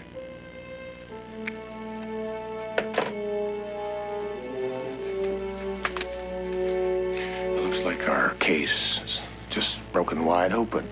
Either that or somebody's setting us up for a very big fall. Now, if it's the big fall, they'll probably be looking for my car or CJ's. Take mine. It's right out front.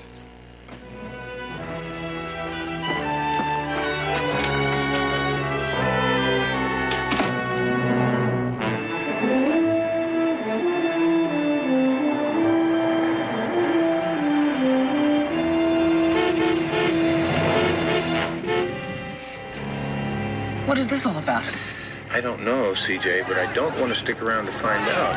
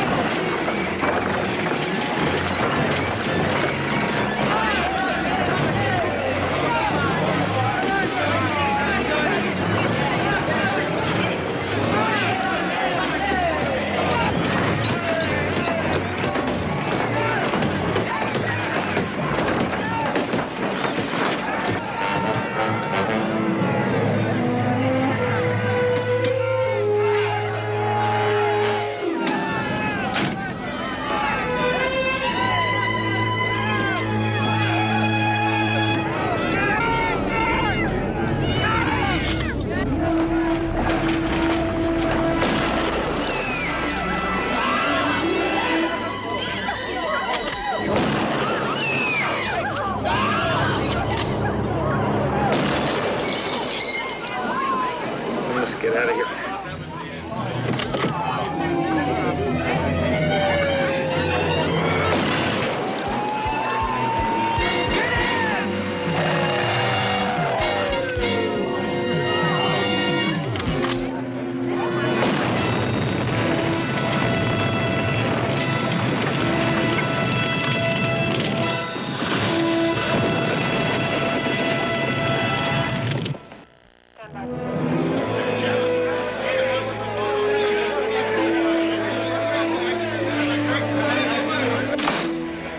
Safe here.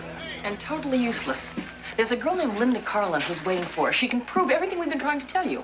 Look, I've got a riot on my hands because of you two. And all you've got is the suspicions of some hysterical girl. Now, what do you think that mob's gonna do when I go out there and tell them that I'm trying to help you prove that monster client of yours did not kill those kids? What do you think you're gonna do when the real killer kills another one? You've got no proof. Listen to me for a minute, please. Why don't you let us try? You have been on our backs ever since we got here. What are you afraid of? What do you think we're going to find out? I'm needed out front. Sheriff, I am telling you, the real killer is still out there.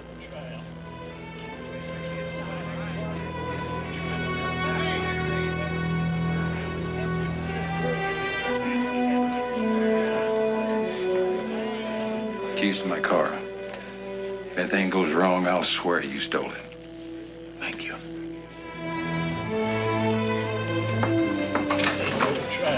She's still there.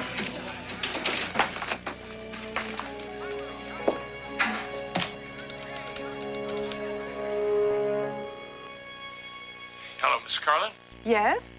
This is Matt Houston. Is Linda there? I don't have to talk to you. You're with those lawyers who are trying to get Turner off. What do you want with my Linda? Please, it's very important now. I think she may be in great danger. Now, she asked me to meet her. Is she still there? I don't understand what you could be talking about, Mr. Houston. Like I just told Coach Salinger, she had to go to the gym to pick up something she left there. I expect her back any minute. Thank you. I got a bad feeling about this, CJ. You better hurry.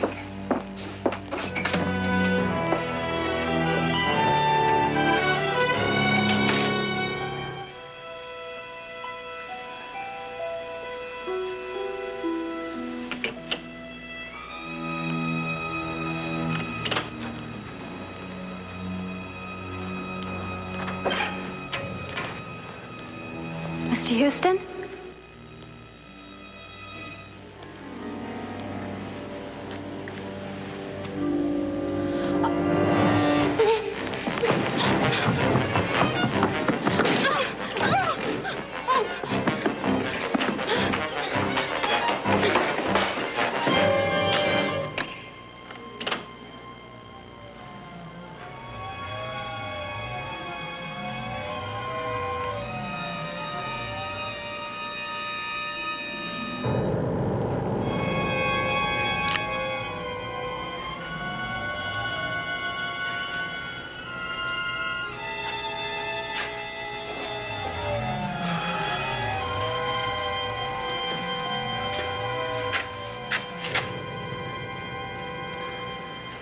This really is pointless, Linda.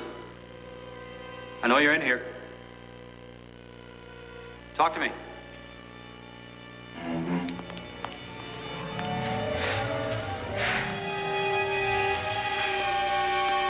You're running out of time, little girl.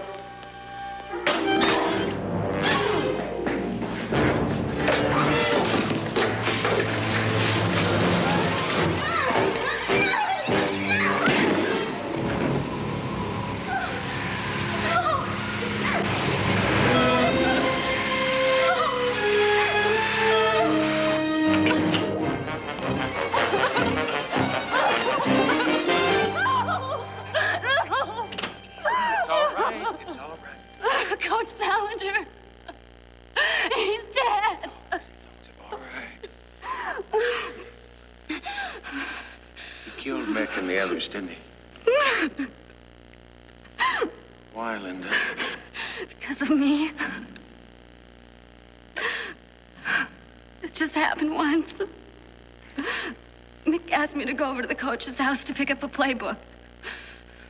The coach was alone. He had been drinking. He gave me a couple drinks. And then he raped me. And you told Mick about it? I had to. We were about to get married, you see, and when Mick found out, he went crazy. He quit the team. He wanted to tell everybody. He wanted to ruin the coach. Salinger wouldn't let that happen, right? Take it easy. Where is he now? In there. I told you he's dead. He's in the showers. Take it easy. Stay put, right?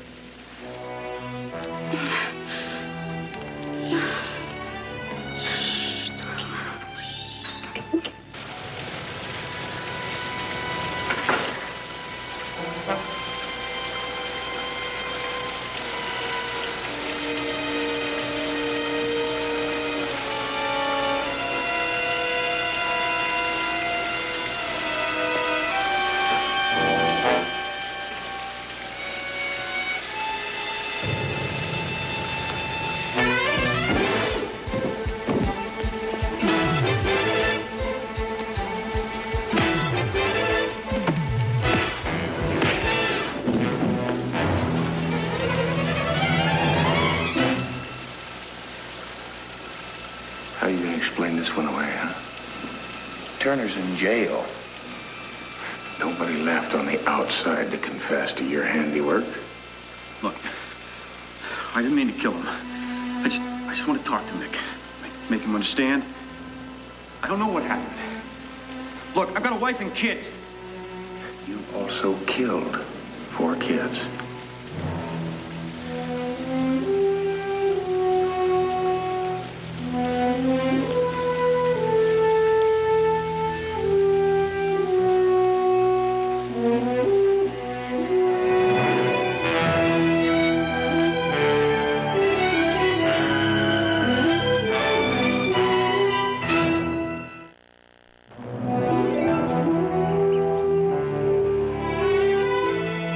Lake Etah, California. Once again, safe and sleepy summer town, where today a meek Roy Turner was returned to federal prison on parole violations and facing charges of both burglary and perjury. Lake Etah, this is Robert Hackett, KNLA News.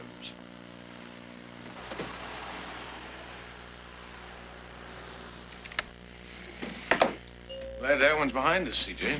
Here. They call it Verde Perfecto. Or something. It means absolutely perfect grain. What is he talking about? His new car, CJ. Not just a new car. Maserati. Wire wheels, 5-speed, fuel injected, 0 to 60 in 6 seconds. Houston, when you accidentally got my old car blown up, you actually liberated me. I'm a new man. No more gray suits and charcoal ties. No more tuna and white bread for lunch. It was my pleasure, buddy. Flea, I thought you'd be back east by now. No, on my way to Hawaii. Well, another murder case? No, another vacation, thanks to you folks. I just dropped by to thank all of you for wrapping up that tournament. Well, you're welcome, Lee, but let's not do it again real soon, okay? Right. By the way, does somebody here have a Maserati? Yeah. What about Maserati? It's Murray's. He just had it delivered. No, towed away, I'm afraid. Seems the city garbage truck lost its brakes, and your Italian drink car is now a piece of junk.